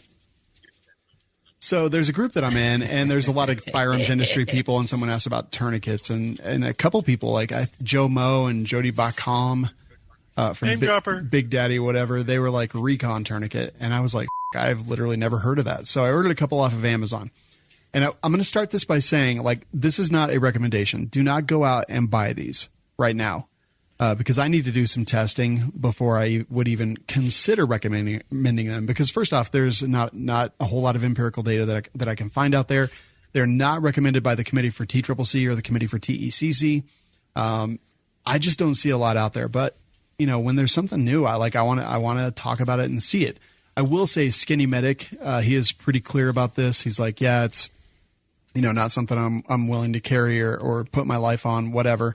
And I totally respect that. I totally 100% do. But I am a very curious individual, so I ordered a couple. By curious. All right. By curious. Jeremy? You. So some of the things here, it's got Kevlar thread, which does that mean it's bulletproof? It's got a pretty good buckle. This thing is actually built just like the cat tourniquet, but it's about $14, so maybe about half the price. I got these off of Amazon. They're from Recon. They come in a little bag so you can keep it from the elements and things like that. But it's very similar. It's got an aluminum windlass, Kevlar thread. It's got that same red tip that a normal cat tourniquet has, but it's got a finger hole so you can grab it by the finger hole, kind of like my mom. Got it. Jesus, dude. That was a little uncalled for. I was just feeding you to it. But that's by that red tip. Though. I already got it. So you can pull it through. And I got to say, like, out of the box, I'm like, okay, yeah, this seems logical because literally all they have done is stolen everything that the cat tourniquet does. All right. Except they've added improvements to it. Like the finger hole. I mean, yeah, it's got a couple, I don't know that they're improvements we'll actually see. So I bought a bunch of them. I'm going to put them into rotation in classes and see how long they hold up. I literally created a spreadsheet so I could every single time that it is applied, I will be able to track that. Nerd. I'm going to use Doppler radar on myself, on legs, arms. I'm going to use it on other people and actually try to build up some statistics on this to see, A, how many times it works, and completely includes blood flow with both experienced and inexperienced people. Did you say Doppler radar? Yeah, Doppler. Basically, fetal heartbeat monitor is the way that you kind of check to ensure that blood flow is completely occluded and there's no distal pulse. You mean like ultrasound? Doppler is what it's called. Really? Mm-hmm. Because Doppler is how they do the weather around here. Not an ultrasound machine. It is Doppler, and it is how this stuff is tracked and ensures that blood flow is completely occluded and that there is no distal pulse. I have some questions for you when you're done. Okay, so cool. I want to put that out there now because I don't want to you go so fast and just jump to the next person. Guest. Okay, cool. Yeah. For the first time ever that Aaron doesn't interrupt, and I'm at fault. But yeah, I mean, look, it's like $14. It's Recon. I don't know where it's made. Let me see right here on the back. It actually says it's got an address in Las Vegas, Nevada. I don't know, man. I'm curious. Like, it would take a lot for me to be like, yeah, this is something that I would trust my life to, because when you talk about a tourniquet, you're literally trusting your life to it. And yeah, they're borrowing heavily from the cat tourniquet, I think. That is my opinion only. But yeah, I'm going to use them. I've got a couple that I'm going to throw into classes and track them and see how they work. And, I'll report back kind of as I go. You can also listen to the Civilian Medical Podcast. I'll report back my findings on that one as well, but also here because, I know that you guys are all interested in medical out there as well. So anyway, Aaron, what were your questions for me there, buddy? Thanks, man. The buckle. Did you say what the material was on the buckle? Sorry, whiskey. I didn't mean to shock you like that. The buckle is actually it looks identical to the cat buckle. It's a polymer. Okay. I mean, it could be a different. That could be one thing you got to watch out for because different polymers. Absolutely. Different strengths. I've ordered several of these, so I'm actually going to hang weights off of them, like Nick and I. So we'll really test their durability. Jesus. You're going to hang us off of that? Yeah. What are those things? Atlas. My next question would be for the windlass winch in there. What is it? What is the material made out? Is it also some sort of polymer that you can latch it into to lock it down? It's a polymer windlass clip, just like the cat tourniquet. Okay. Another thing that I would look out for is maybe put it in a freezer and try to use it because just to see how well if it will fracture. Cold and heat, yeah, that makes a lot of sense. I definitely will. Because I mean, I keep my medical bag in my car, and it gets cold in the car in the wintertime, and gonna have issues when you pull it out to use it. Yeah. You're definitely not wrong. So I mean that's a really good test, I think. All right, thanks, man. Those were my questions. That's it. That's all I got. All right, cool. So yeah, anyway, I am testing the Recon tourniquet. I know a lot of people have been curious about it, and curious. Okay, that's great. So many drunk people. Nick, what's your product? I think I just woke up my family. Dude, I hope that you did, and I hope that they shoot you. I hope somebody called the cops. Yeah. There's a man screaming. Red flag law that. All right. We don't have those in Michigan. Sorry. Yet. All right. So Ruger has some new single action 22 pistols coming out, and I'm pretty excited about these. So I've talked about it on here before, but at one point I had one of the Heritage Rough Rider 22s. Rough Rider. I know, every time I see the Rough Rider thing, it makes me think of those condoms that you get in the vending machine in the bathroom at the truck stop or whatever. Wait, when you say you, do you mean Sean? Because you were looking right at him. I mean you in general, that one would purchase. Is that better? Royal you. The hypothetical you. Yes. So these are going to be pretty competitive with those Rough Riders. So the Heritage Arms you can go buy new for $120, $150 right in there. These have an MSRP of $249. So I wouldn't be shocked to see these available in the $200 price range. No, they'll probably guns like that. They're probably my guess is it's going to be like $225, or even you'll see them around $250, because generally speaking, on guns that are that inexpensive, you're only going to make $40-50 on them anyways. So I mean, I wouldn't be surprised if cost on that thing was like $180, and a lot of gun shops just aren't going to carry them if they only make $20 on them, or at least they're not going to put them out for $200. Maybe on your buds and stuff like that. You will. I was just about to say Buds will have them. Go to Buds.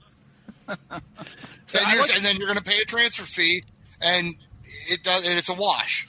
It is that burnt bronze shipping, but at least it'll piss you off. Yeah. So they have 3 color options available. They'll have black, silver, and burnt bronze. Those are all Cerakote, so they should be fairly durable. They're all kind of a matte finish, which I'm not crazy about on these single action guns. Like, they're supposed to be blued or nickel plated or whatever, so they're supposed to be kind of flashy. However, at that price range, they're made by Ruger, so they should be of reasonable quality. The grips will accept the single 6 grips, so if you want to dress them up or whatever, that is an option. I'm pretty excited about them. I look forward to them becoming available. I like them. I hate 22, but yeah, these look fun. Well, I'm sorry that you hate fun. They take a lot from the Blackhawk line. The what? The Blackhawk. The what? Blackhawk, yeah. Blackhawk. Well, the single 6 line. Yeah. It looks like it's probably a cheaper version of the single 6. It looks like it basically is just a cheaper single 6. That's really unsettling. I haven't seen a whole lot of... That works really well for an audio podcast, Sean. Yeah.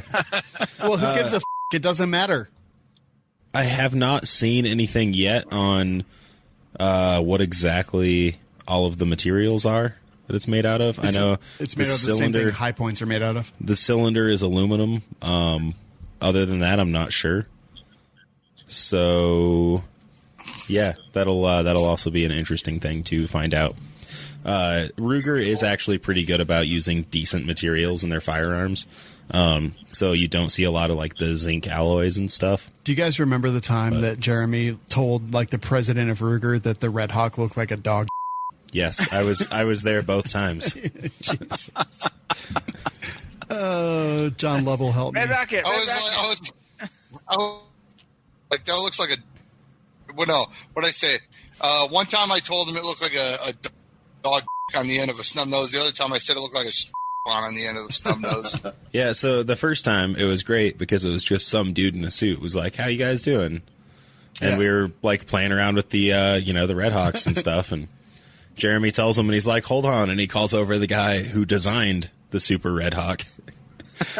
And so that was cool. Yeah. He wasn't as amused by it as the guy that we later found out was the president was, but he must have got a fucking kick out of that. It was the CEO. No, you know what the best part was? The CEO. I told him, I'm like, this thing looks like a strap on a snub nose, and he starts laughing, and he goes, "You know what? That's actually a point of contention around the office." Oh, Jesus. He goes. A lot of people love it, and a lot of people hate it. God, it is awful. It really is.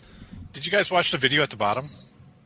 It's actually got Luke Allen in it from our friend Luke Allen, and this a girl who has Down syndrome. So it's really a cool video. Wait, what? What?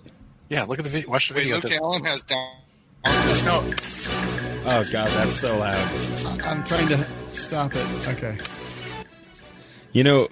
Sean, we should get one of these, get it threaded, and then put it. Wow, that kind of does look Luke Allen. Hold on a second. Don't be an that. That's Randy Rogers. She's one of the most awesome competitive shooters. Dude, you are So Randy Rogers used to be the host of Gun Girl Radio on the Firearms Radio Network. She's she's SAS, which is the single action shooting, I don't know, the cowboy action shooting stuff. She is Single Action Shooter Society. Yes, she is Evil Roy from Sass's granddaughter. She's an awesome shooter. Last I heard, she worked for Comtac Gear, so you're really a head. But that every fucking event, one gives her a hug. That does look like Luke Allen. that though. looks like Luke Allen a lot. Luke, you need to get with this guy and take out your doppelganger because otherwise he's going to make you his. Hey, I mean, if it's a clone, isn't it? No, we've covered this. All right, that'll do for Gear Chat. Let's move into. What you gonna do now? Talk about lifestyles. Aaron, what you gonna do now? Talk about lifestyles.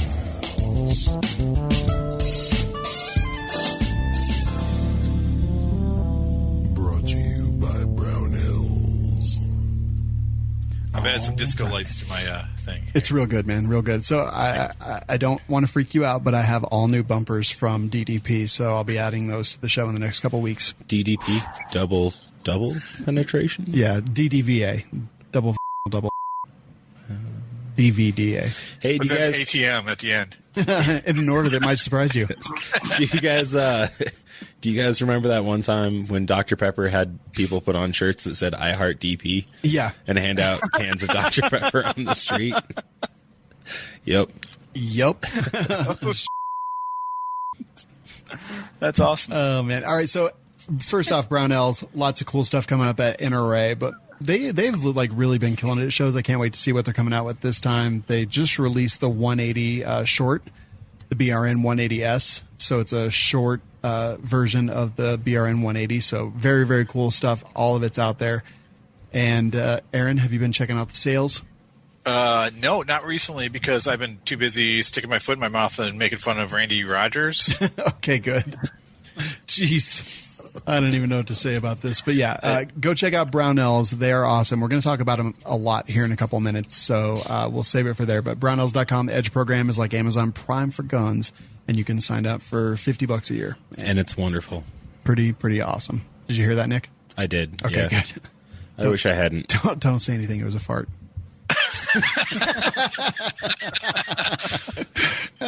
Aaron, what do you have for us tonight in WLS's Lifestyle, brought to you by Brownells?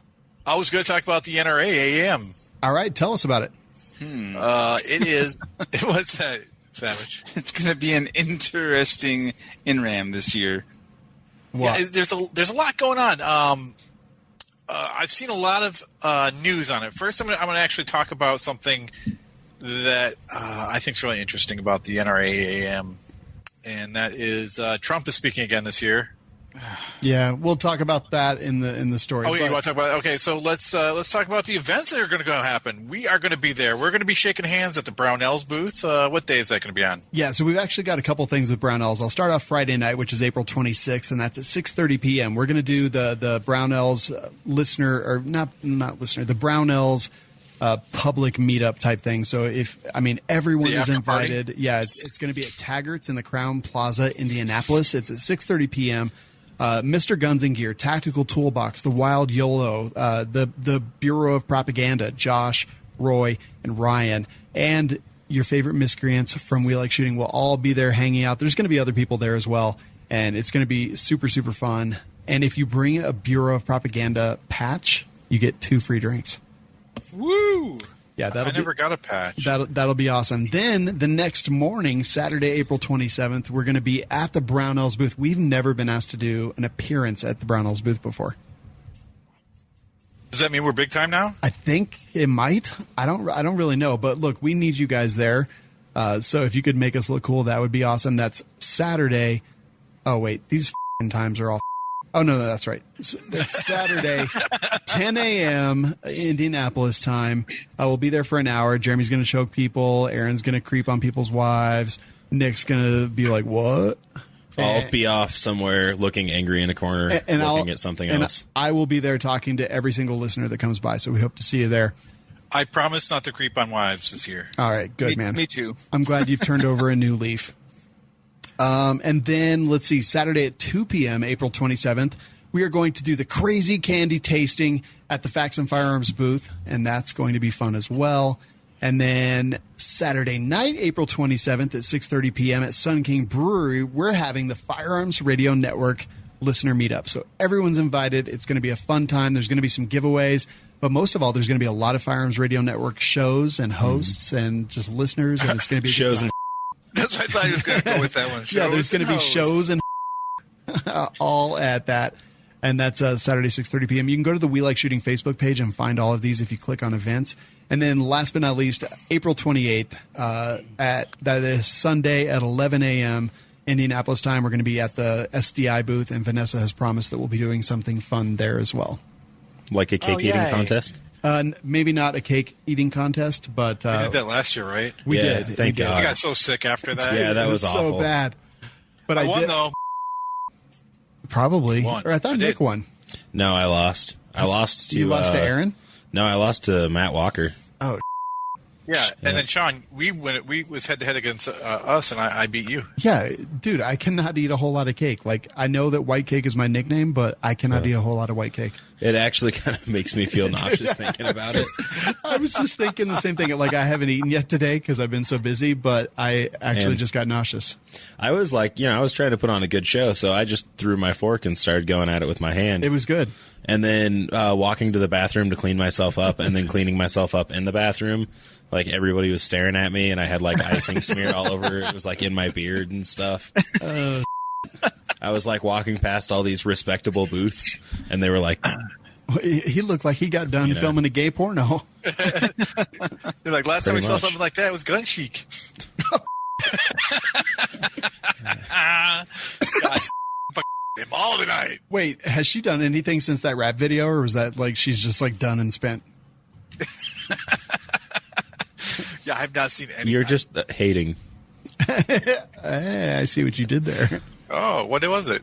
I missed it. I'm just kidding. That was I know. okay. I know. I'm not an idiot. All right. So anyway, go to We Like Shooting on Facebook. Click on events, see all the different places we're going to be, and we're going to be with Brownells a lot. Like, we love those guys, so we would really appreciate if you guys show up and kind of check out the new stuff. I honestly don't know what new stuff they're putting out, so it's always a good, pleasant surprise with Brownells. Aaron, would you agree? Dude, I love those guys. I mean, seriously, Brownells is... It's funny because, like, I look at my my father-in-law who just recently passed away. He has so many boxes from Brownells from when he was, like, my age. You know, he's been buying from them forever. And, they just make products that last forever because they're still around. Pretty cool stuff. That is cool. All right, let's go ahead and move into the next segment. From sea to shining sea, America gets its news from one source, who gets his source from other sources. It's time for Going Ballistic with Savage 1R. All right, Savage 1R. Brought to you by nobody. Not yet. Like, we'll get a new advertiser for the segment. I haven't really. We had an advertiser for this segment, but they actually canceled because they hated it. Yeah. Not surprised. Not surprised. No, not at all, man. We'll definitely take care of it. It's not a priority. Like, we don't push too hard to get advertisers. In fact, we have not pushed this one at all, or even really announced it. So, we have moved Fax into Gear Chat. Des Tactical, they're taking some time off just because they're building that new range, and I'm so excited to go visit it once it's done. I had hamburgers for dinner, and now I cut onions, and my hands smell like onions. It sucks. Oh, that's the worst. It's like, Savage, terrible. What's the first story? First story is I'm surprised it didn't show up on Gun Drama Johnny's show today. So a certain Sam Karam from Forge from Freedom is having a little tiff with Iraq veteran 8888. So I guess that the two of these guys, the companies rather, got together in 2017 in order to start a business. Again, and all we have right now is this blog post from Sam Karam. So obviously this is not the whole story. It's from one point of view. Take it with a grain of salt. They make a lot of very harsh criticisms and attacks on IV8888. So just to be clear, they weren't going to start a business. Forged from Freedom had gotten in touch with them at some event that they were at, and they were like, hey, we would like to provide all of your shirts and right stuff like that, gear and gear boxes and whatnot like that. Yeah. So the man cans, they were going to like help provide suppliers, and they were like, we'll start a swag shop for you on our website, etc. Okay, take it away. Sorry. Yeah. No, you're fine. You're fine. So they made a website. Well, first of all, they had a handshake agreement, which in my mind is like number one red flag. Things you should never do when going into business with somebody is do a handshake agreement. Sean and I have a handshake agreement. We do. Same. Yeah. Okay, you should really formalize that. We did with the handshake. No, like on paper, written up by a lawyer, preferably Ryan Kleckner, because he's awesome. But I mean, seriously, if you're going to go in business with somebody, please, for the love of God, get a contract that specifically outlines the expectations of what you are supposed to do and what your business partner is supposed to do, because otherwise, like this happens. So Sean and I have a handshake agreement. He uses his hand to shake.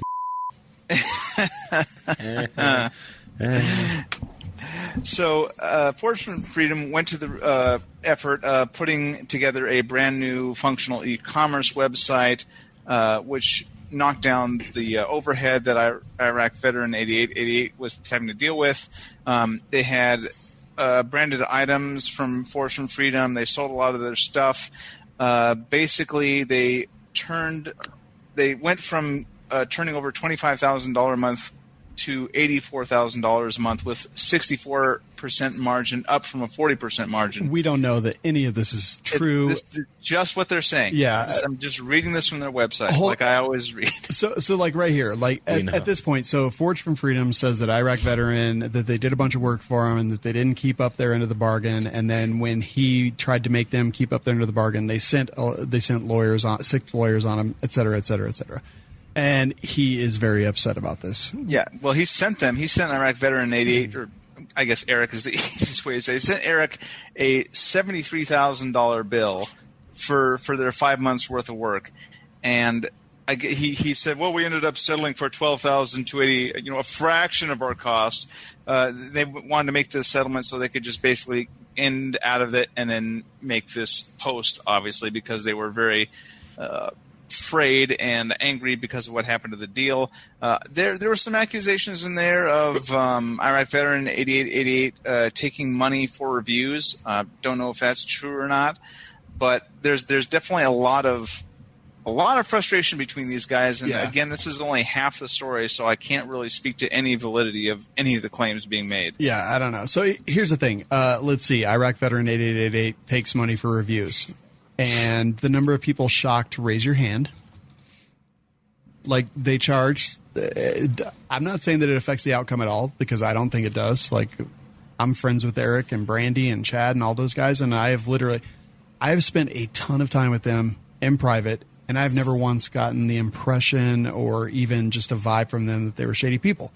I'm not saying most of the gun magazines do, and they say, look, we know this is a good product. If you want us to, we'll review it and put a good spin on it for you and feature it on our YouTube.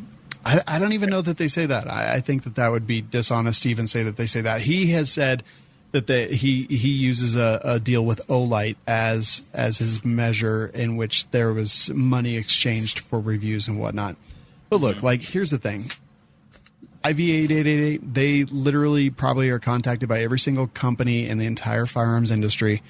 And yeah, like, when they do a review, that review generally is going to equal sales. So am I okay with them charging money for the time and effort that they put into that? Yeah, I'm okay with it.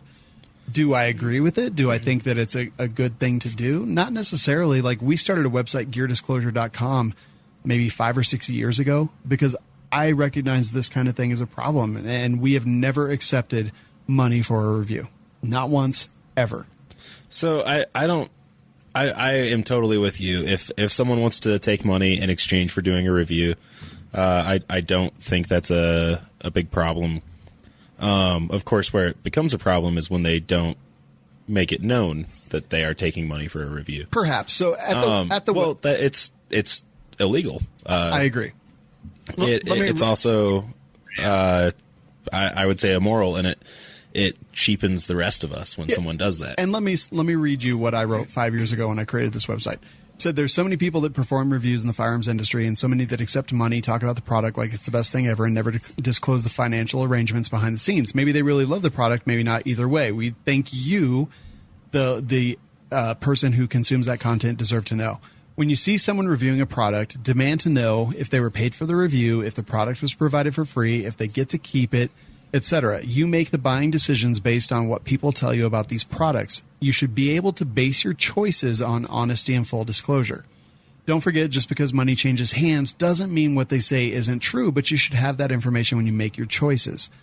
Oh yeah, also, it is the law. And I link directly to the FTC endorsement guides and those laws. And like, this is a problem, right? Like, I understand that. I do not think that money will sway the way that Eric and Chad feel about a product. I do not think that. I genuinely do not. I've spent enough time with them to not think that that's an issue. But it should be disclosed, I think, by everybody. And we have always endeavored to do that, right? Like, I'm not saying we're perfect and that we've always done it. Say again? Virtue signaling. No, we've always tried. Like, go look at the domain name. I registered it 5 years ago, put it up, and it hasn't changed since. Like, it's a problem. We recognized it. It's not virtue signaling because I did it 5 years ago. I know. But at the same time, like, I don't think that it's a bad thing. When we share affiliate links, when we do reviews, any of that stuff, we do reviews of products that are from our paid advertisers. But if that product sucked, have I ever asked one of you guys to temper your opinion of it? Oh God, no. Yeah. No, and if we did find some, we also like don't take sponsors. 100%. We are very cautious about who we take money from. Yeah, I mean that's. This is all, of course, conjecture. This is all one side of the story. It's just an accusation made by one person towards another person. We have no idea if any of this is true. Yeah. The only thing I came away with, from this thinking about was just the making people aware when you're paid to do, a review or to feature a product or yeah. And I think that's totally 100% what we should all be doing. I will say this. So I watched Hank Strange's interview with this guy from Force from Freedom. And at first I was like, Jesus, come on, Hank. Why are you giving this guy a platform? But Hank, I thought, did a really, really good job of asking some tough questions and not just, letting the guy say whatever he wanted to say. I did think that he did a good job of that and really bringing that to the front. So what I got out of that was this guy is mad. He is butthurt. And butthurt? Yeah.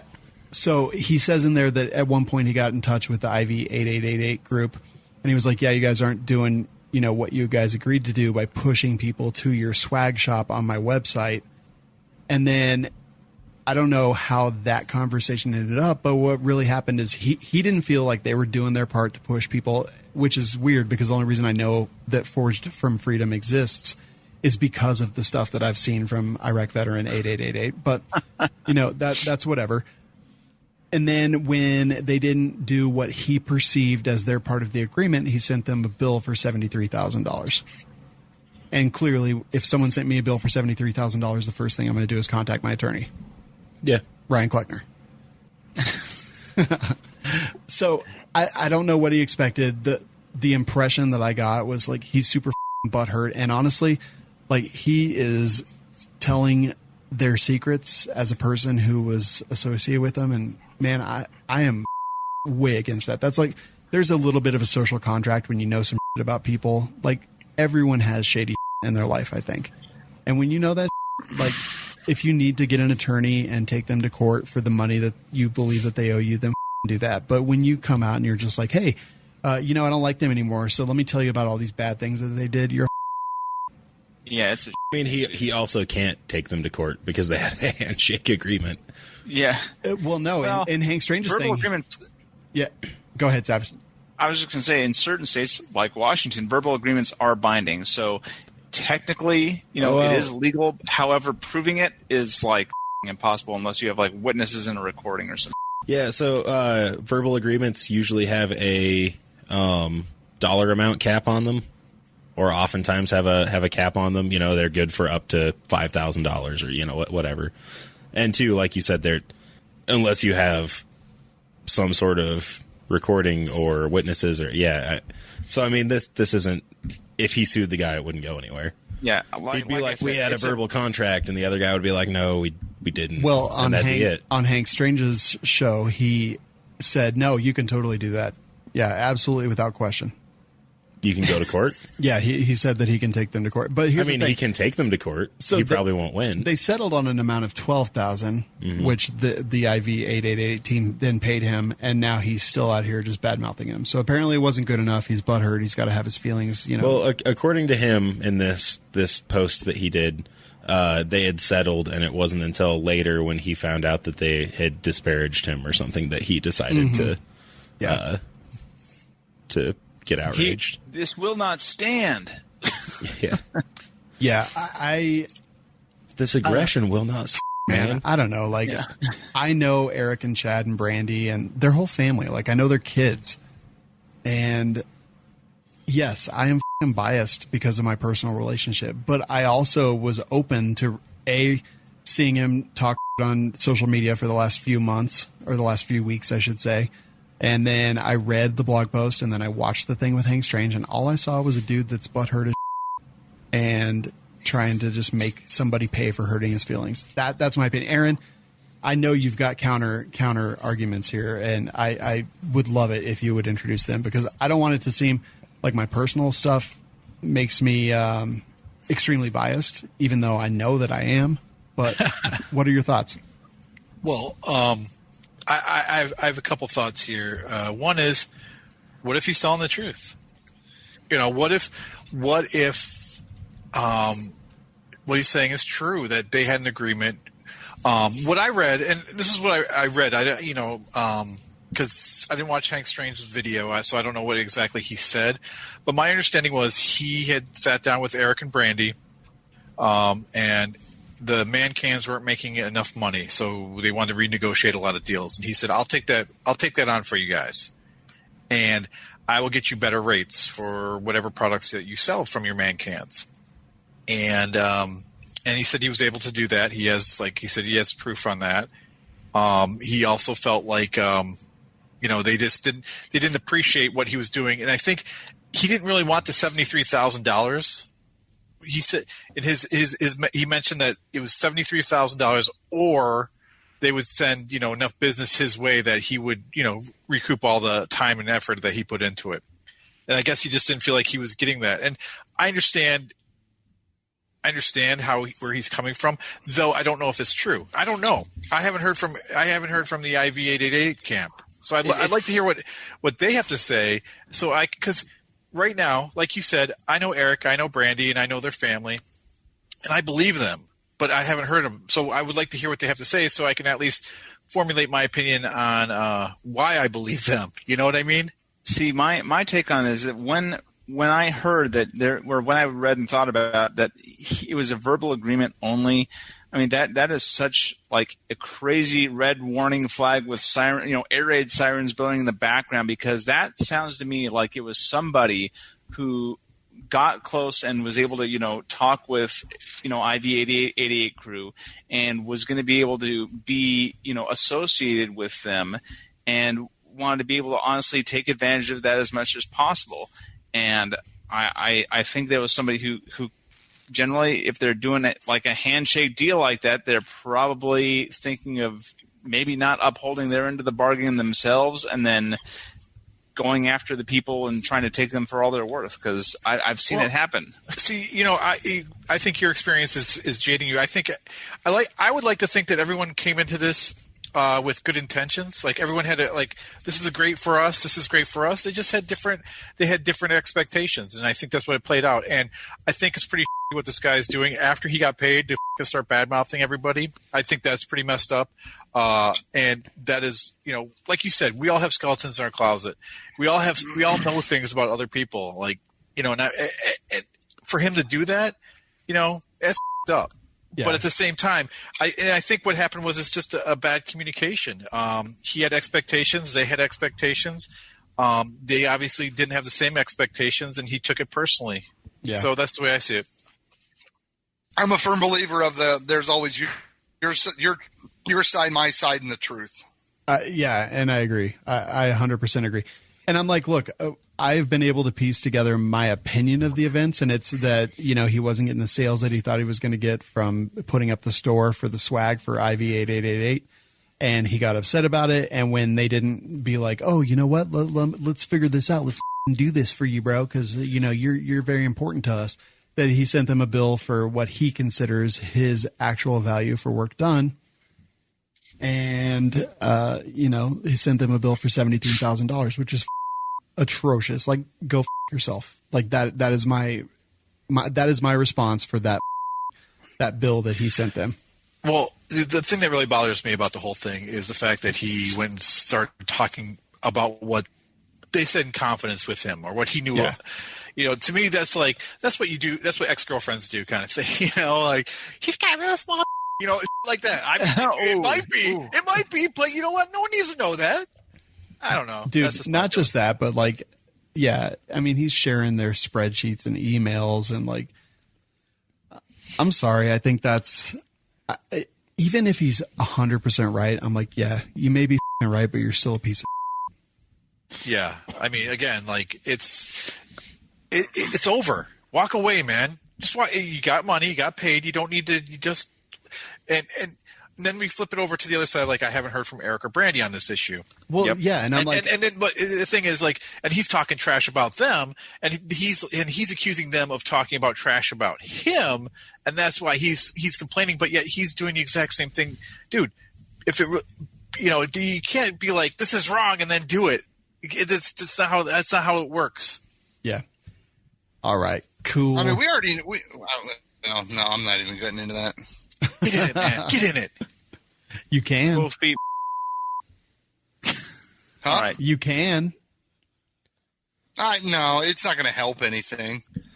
I mean, just for pay advertisement and disclosing it. We know that that's a horribly run rampant problem in this community, and nobody ever brings it up. Nobody talks about it. If it is, it's law. Nobody enforces it. If it is, like it's just not a thing. Let's just say there's a lot of channels that come out with Olight videos all at the same time. I know. You know what? I got an Olight. I can't find it. Yeah, but my kids ran off. We had him on the show. I love my Olight, to be honest with you. No, we didn't have him on the show. And look, you guys are right.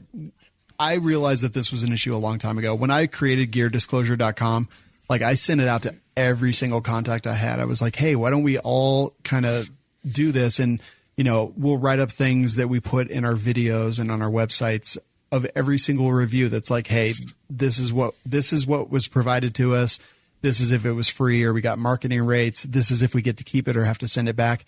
And you know how many responses I got to that email? None. 0. Wow. Not one. And I sent it out to every single person I knew. So I just kind of gave up at that point. I was like, you know what? We'll do our own thing. We'll try to disclose this stuff as much as possible. And yeah, I get that it's virtue signaling or whatever. But at the same time, I'm like, yeah, this is a problem. We recognized it very early on in the process. And when we couldn't get any other buy-in from any, we just did it. Guns and Ammo's been doing it for 50 years. Oh, yeah. Everybody. Every single magazine out there. Every single one. Not everybody, because we don't do it. Yeah, see, but that's the problem. Is probably not every single magazine does it, but a lot of them do. And so it makes it seem like they all do. All the ones I know do. In the butt. Hey, So next story has to do with weed, which we all want to smoke now. Right, and you know what? Right? Guess what? What? So I was buying some this liquid for my vape thing. Yeah. And it was on the 20th, and they're like, "Hey, dude, you get 20% discount because it's 420." Did you and buy then I 5? thought about it, and next year, April, the entire month of April is a 420. Yeah. Yeah. Dude. Oh my God. Yeah, it's a whole month of it. Savage, you're gonna die. I'm going to get so high. Yeah, you're going to be so high, you're going to die. Yeah. You're going to be the first guy to get a weed overdose. That's why I stick to cocaine. Yeah, we know. Because it's harder to OD. What? What? Next story. Right. So there is a new bill out, actually introduced by a Republican of all people. This is H.R. 2071, introduced in the House. The representative was Alexander Mooney, and the bill would make an exemption under federal law that an individual shall not be treated as an unlawful user of an addicted or controlled substance based on the individual using marijuana for a medical purpose in accordance with state law. So what it's basically saying is federally, marijuana is a Schedule I drug. So it's up there with ecstasy, heroin, LSD, cocaine, which obviously Jeremy uses. And so what this would do is put an exemption in there because there are a number of states, 10 where it's completely legal, 33 in which it's medically legal, where people can partake of marijuana. However, if anybody here has filled out a Form 4473, it explicitly states, especially in the newer ones, that the use or possession of marijuana remains unlawful under federal law, regardless of whether it has been legalized or decriminalized for medical or recreational purposes in the state where you reside. So right now, it's still, regardless, federally illegal to purchase a gun if you are a user or possessor of marijuana. You would become a felon if you were to fill out that 4473 and lie. Of course, I'm sure a number of people have already done this because it's kind of hard to test for at the gun shop. But I think this bill is a good thing. It would make that exemption so anywhere it's legal in the states, people would now be legally able to purchase a firearm. And I am a firm believer that nationwide, federally, that marijuana needs to be removed from Schedule I. In fact, I'd probably say that most of these could probably stand to be removed from Schedule I listing. Because a lot of people who use drugs like marijuana are not dangerous people. A lot of them are locked up. And they don't need to be locked up. It's basically just a set of laws that is intended to harm people, much like gun laws. So there's a lot of parallels between marijuana laws and the gun control laws that we see in various states and federally. So I see this as a very good thing. Yeah, I do too. I think that everyone should have AR-15s and defend their weed and abortions with them. What about be gay married? Yeah, they should be gay married and defend their weed and abortions with AR-15s. Fully automatic AR-15s. While using whatever bathroom they feel closest addresses their gender. Okay, Wait psycho, get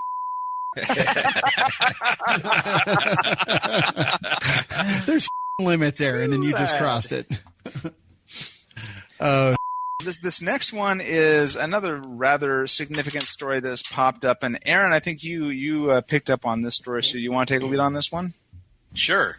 There's two things going on with the NRA right now. First of all, McCain, whatever, they're Ackerman McQueen, McQueen, like Steve McQueen, but with Ackermans in front. Okay. They are the people behind great ideas like Kerry Guard, NRA TV. NRA TV. American Rifleman. Do you just want to do this? Because every time I start talking. Hey, what happens if Sean's interrupting? Do we still drink then? I don't know. I don't even understand what's going on. Shut up, Savage. I'm totally freaking out, man. So what's going on is they have been associated with the NRA and LaPierre since day one. They've been lockstep. And they've become basically the NRA de facto. And they're getting sued because they've been billing the NRA and its members for forever. Millions and millions and millions of dollars. And they charge probably around $40 million a year, I think, and the operating budget's negative $30 million a year for the NRA, something ridiculous like that. So they're billing them, and they're not explaining what they're billing for. So the members are like, well, the board's like, show us what you're paying. What we're paying for, and they're like, So they're going to court over it. So we'll see what happens. And then Pierre was like, yeah, you don't need to see what we're paying them for. So, I mean, there's been a lot of under the sheets going on here, basically between some of the higher echelon NRA leadership and Ackerman McQueen. There's family members going back and forth, being employed by both, and definitely some, backdoor money being exchanged. I mean, the biggest issue there is with that is a lot of the executive. You have the executive board and you have the elected board, right? So a lot of things that people don't understand is the executive board. When you retire from the NRA or you leave the NRA as an executive member, you still retain your salary as a consulting fee. Yeah, so you still retain it, and so they do that, and they start consulting by working for Ackerman McQueen. Yeah, and Wayne LaPierre is making millions a year. I mean, his retirement bonus was like $4 million. And I think his yearly is what, $1.something million a year, and he's going to keep that after he retires. I mean, it's f***ing ridiculous. So basically, the NRA leadership, hey, Aaron, take lead on this. Money, I mean, they're really stealing this money from the members, not fighting for our rights, and they're getting let go with golden parachutes. I mean, this is f***ing obscene. Like, anybody who gives about gun rights and is an NRA member should want these people like spit roasted, man. I mean, this is you guys, you keep seeing, or I keep seeing golden parachute used to describe this as though them retiring and being given a golden parachute is a good thing. If I jumped out of an airplane, the last thing I would want my parachute to be made of is gold. Yeah, I'm like, give me a silk parachute, bitches. Yeah, I would be like, I will trade you all of this gold for a little bit of silk right now. Yes. All right, so look, man, Ackerman McQueen kind of rose to power when Neil Knox tried to run a coup, a much needed coup back in the, I think it was maybe 80s, early 90s, something like that. 1996, actually, it looks like. And it was a big concern that he had. It was December 1996. The board finance committee gathered at a Hyatt near the Dallas-Fort Worth airport. According to minutes of the meeting, members discussed the fact that the NRA has been technically insolvent for several years and has incurred substantial debt. Let's see, the minutes note improvements in cost containment, but say that the exception was LaPierre, who directed public relations expenditures, which were significantly over budget.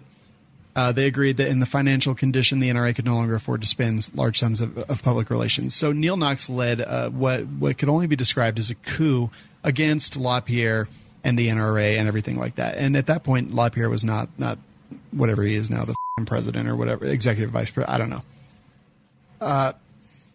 Neil Knox was only defeated when they brought in Charlton Heston to be the president of the NRA. He defeated Neil Knox, and Neil Knox faded into what could only be described as obscurity. His son, Jeff Knox, is still a very big critic of the NRA and everything that they do, understanding pretty well what went on then. Marion Hammer, when she labeled Adam Kraut the enemy within, alluded to this whole situation that happened back in the 90s, and it was kind of a big deal. So Ackerman McQueen rose to power because of that relationship with Wayne LaPierre. Some of the big things that are problems here are exactly as you guys stated. There is, they're making the brother, sister-in-law the president of this and the president of that, and so many of those little sweetheart deals that kind of happen throughout everything. Ackerman McQueen is paid about $40 million a year, and they're responsible for the travesties of justice like the Dana Lash and Cam and Company and Noir and all that stuff. NRA TV, everything that's going on there, the American Rifleman and all the magazines, they're responsible for all of that. And the thing here is we've been demanding as NRA members and just critics of the NRA that Ackerman McQueen needs to go.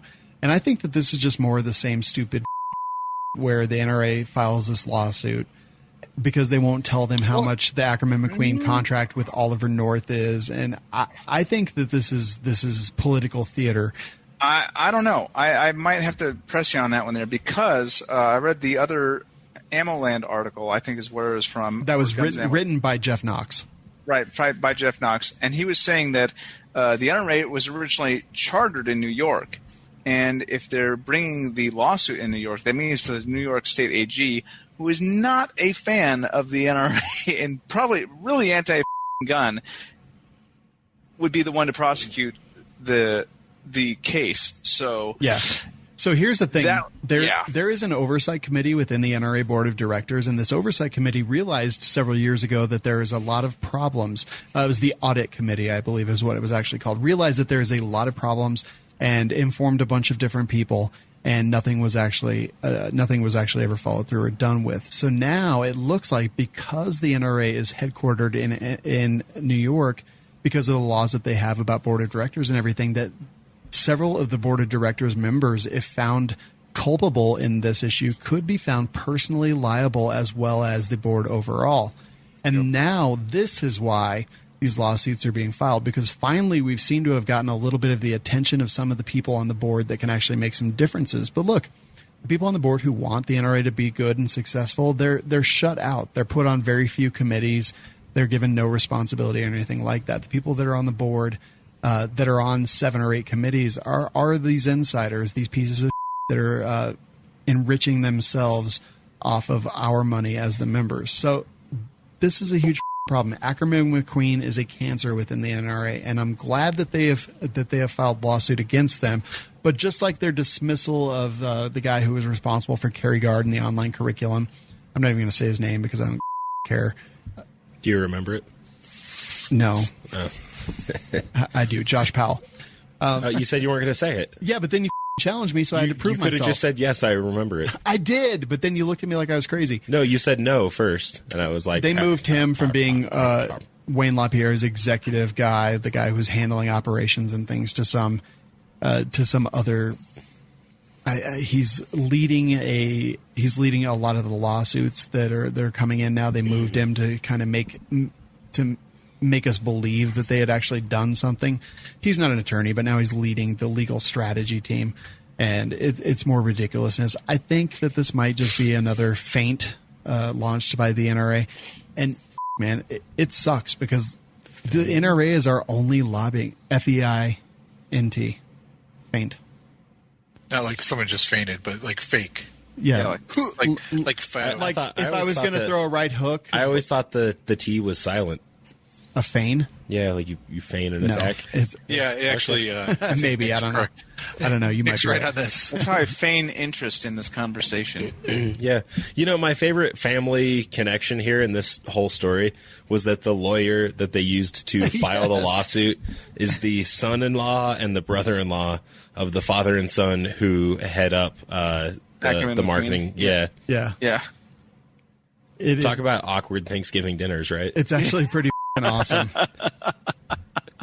Let's see. I'm gonna play this real quick. Would that be poetic justice? Yes. Let me play this real quick. Is it gonna play? Faint. Yes. Okay. Faint. It is faint. Faint. Thank you, lady. Okay. Faint. Today I learned. Yeah. TIL. But yes, and I get it. Like we all want Adam Kraut to be on the board, but look, we have Tim Knight and Sean Maloney on the board, and it's really tough for them to make a difference because of all this insider.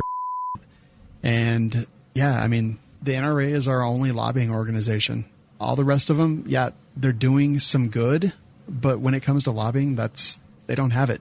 And if you look at the NRA annual meeting and their roster of speakers, including Trump and Pence and everything else. Oh God, it's tough. It's tough. There is a serious disconnect, and yeah, can we explore that a bit? Do it, man. Let's talk about how the NRA, and this is my personal feelings. Doesn't represent anyone here on the board here. I think Trump was a very poor choice to have as a speaker for the NRA. Oh my God, yes. Okay, I agree, man. I'm like, okay. Yes. GFY. It feels like he is not a pro-gun president that we were promised. Feels. I mean, take the guns first, due process later. Yeah, and we always talk about the most important thing is well, not the most important thing, but one of the most important things is due process.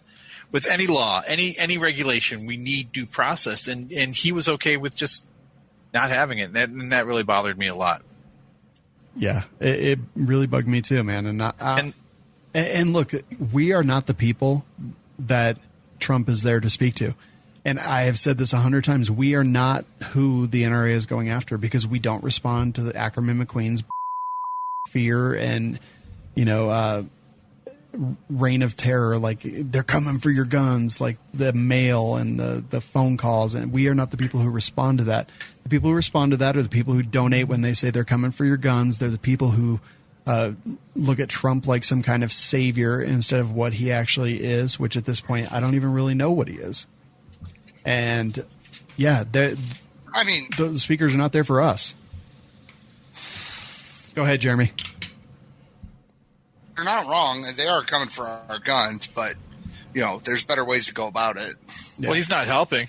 He's it's the fact that Trump is helping them come for our guns, and the fact that he's speaking at the NRA kind of tells me that they don't really care. No, they care. They just care about the people who donate money to them, not us. The least he could do is drive firearm sales. It's the very least. Yeah, I mean, Obama wasn't able to do anything, but at least he sold a lot of guns. It's true. Now we have Trump. We're not selling hardly any guns, but, he's doing more than Obama did successfully. Yeah. I mean, I've said before, I'm like, yeah, hasn't turned into a pretty bad, like, I think that he's actually done some really cool, but this bump fire stock and the whole, it's a disaster. So anyway, man, this NRA annual meetings is going to be interesting. We don't go because of the NRA. We go because of you guys and the people who are there and the companies that we love. Nick is pointing at the screen. Let me just go ahead and switch to him real quick. No, I'm pointing at the camera now. I'm very interested in what they say. I'm sure they'll probably just ignore it and not even address it at all, but it's a pretty big thing at this point. Yeah. So anyway, to be full disclosure, this was published in the NewYorker.com, and it was originally posted on The Trace, which is a Bloomberg vehicle. And yeah, I mean, sources, but I'll tell you this, all the stuff that has been verified to me in back channels and phone calls and texts and everything, every single person is like, yep, this nailed it. Yep, the article is dead on. All right. Well, enough of that nonsense. Then I want to see Ackerman McQueen just turn into a smoldering pile of rubble after the NRA dumps him. Honestly, I 100% agree, man. 100%. Because they wouldn't exist. And this is how we get uninvited to the next NRA. I keep seeing the backpack and the baseball cap on the back of the door over there. And it's freaking you out? And it looks like somebody wearing like a torso with a baseball cap out of the corner of my eye. And so it keeps like grabbing me like somebody's standing over there. Shoot him. Shoot him. Shoot him. It's positively shoot, shoot. Positively Derek. And don't forget, if you're in Indianapolis for the NRA annual meetings, we will be Sunday, April 28th at 11 a.m. We will be hanging out with SDI and all the crew there. So hope to see you there. And I've told them that they need to have something fun for us to do. So who knows? Maybe a Twinkie eating contest. I don't know. It's going to be something cool. Sonoran Desert Institute, if you're interested in learning more about firearms and even degrees and certificate programs and everything else there, go check them out, sdi.edu. Jeremy, the reviews are yours. Take it away. There's only one. Oh, wow. Can you handle it? What? Yeah, you okay with that? There's only, well, yeah, that's fine. Nick Lunch says, Nick Lunch by Gilligan Ice, 5 stars. Yeah, I like it quite a bit. Oh my God, that was poetry. And Nick, is this you? Did you leave this review? No. Are you sure? Look directly into the camera and say that. No. Okay, that was unintentionally sexy. Well, I'll be in my bunk. Yes. All right, look, guys, we need iTunes reviews and Facebook reviews and all that stuff. So please go leave them for us. Jeremy has to read them, so I know that you kind of want that. Who doesn't want that? So if we have to get rid of this, Jeremy doesn't read the reviews anymore. So we need you guys to go out there and leave one. I know how many of you are out there. I see the download numbers, and I'm just disappointed with the number of reviews. Jeremy, are you disappointed with the number of reviews? Not at all. Exactly. So you don't want to make Jeremy happy because Jeremy when he's happy. So go leave us those reviews. And it is time to wrap this thing up, guys. There's a website that you can go to. It's lovewls.com. That's LOVEWLS.com. There's 4 things that you can do there. Nick, what are those 4 things? You can buy sweet swag like this murdered out hoodie that I am currently wearing. It's beautiful. You can also see or get great deals, discount codes, whatnot from our sponsors. You can become a rooftopper, which is where you share a code with a link to the show. And every time somebody clicks on that link, you get points. And those points add up to cool stuff. Or you can become a Patreon. Patreons give us whatever amount of money they pledge per episode. And in return, they get cool things like access to the Facebook group. And then, you know what else you get access to, Nick? What? The podcast. Sure. I thought you were going to say Sean Sweet. Oh, right. It's not even currency. Just stop. I can't have that getting like stretched out and ruined before the apocalypse. No, the podcast, man, where you get to listen to just Jeremy talk about things and from his perspective, it's pretty good. Yep, it's only for Patreons, and it's now officially every week. Jeremy, thank you for that, Aaron and Jeremy. Good job, guys. Is it every week? It is now, yeah. I suppose I ought to do more then. Yeah, you definitely should. You know, definitely should. So that is available. The podcast and Patreon group and all kinds of other stuff is available just for Patreons. But join a gun-related advocacy group. You know, sorry, the NRA ILA. It's like the only game in town as far as lobbying goes. Next is FPC, and I think they lobby in maybe 4 states now. They were 1, and now I think they've gone up to 4. We need big organizations that can scare the politicians into voting the way we want. Sorry, that's the way it works. But Firearms Policy Coalition, Gunners of America, Second Amendment Foundation, and of course the NRA and the NRA ILA. Definitely join them, give them your money, and help them fight, because 3 parts of fighting for gun rights in this country are advocacy and activism, lobbying, and when those 2 things fail, litigation. That's when we fight to get back the things that were taken from us, and we don't ever want it to get to that point. So go do that. And the suicide prevention line, Aaron, tell us about that. You can call it. It's 1-800-HELP. And what the you can text it too at 741-741. It's 1-800-273-8255 or 1-800-273-TALK, or as Aaron actually correctly said, you can text 741-741. You ever dial 1-800-HELP? No, because how it's the not. Fuck you know I'm wrong. It's not even a phone number. Try it. Dial it right now on your phone. See what happens. I'm going to. You hold on. 1-800-HELP. Go on. I'm waiting. I got to log into and so I can play it on the show. Oh God, this is taking up phone space, line space from someone who actually needs help. Here we go. Right. This is not even a real number. Dial it. I can't. Dial it. I can't even call it. It won't do it. Well, you're doing it wrong then. No. 1-800-HELP. 1-800-4357. That is not a phone number. It is. No. All right. God. It is. I'll call it from my phone. Okay. Do that. If this calls 911, I'm going to strangle you. 1-800. Sean got swatted by himself. Could not understand the dialed number. This is not a number that is available for calling. What kind of phone do you have? Phone, dude. The POTS system. Plain old telephony service. No, it's not. Plain old telephony service was not set up on a wireless network. Okay, dumb. No. And you dial it on your phone right now. Well, my phone's a cell phone. It's not going to work. You got to do it from a home landline. Do you have a landline there? No, because it's not 1994. Oh, there's your problem. Yeah, you. I'm sorry. You're a dumb piece. So another really good way to easily get a hold of him is if you just say to your phone like, "Hey Google," or what is it? Okay Google. Yeah, sure. Okay Google. Call Alexa 108. Alexa, call 108. Yeah. Alexa, don't do that. Alexa, stop, power off. We're here live every week on Monday and Wednesday night and on demand every day. Go to WeLikeShooting.com/show to subscribe. Thanks to the Warrior Poet Society and John Lovell for joining us. And as we always say, thanks for listening. Get some medical training and shoot straight. I have some good titles for the show tonight. Okay, I would like to hear Alexa, them. 108. So you said we come for you, Yeah. or we go for you, but I think it should be we come for you. Also, something that John said that really stuck with me, which was 3 cheers for misogyny. That's good. So what I had written down was burning trash, shoot an orphan, and dad jokes.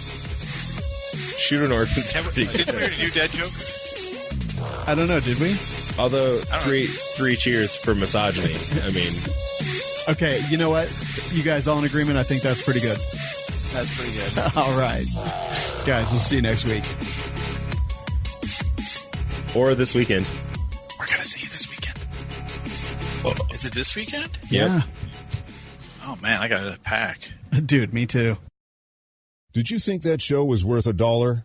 Help the cast by visiting lovewls.com.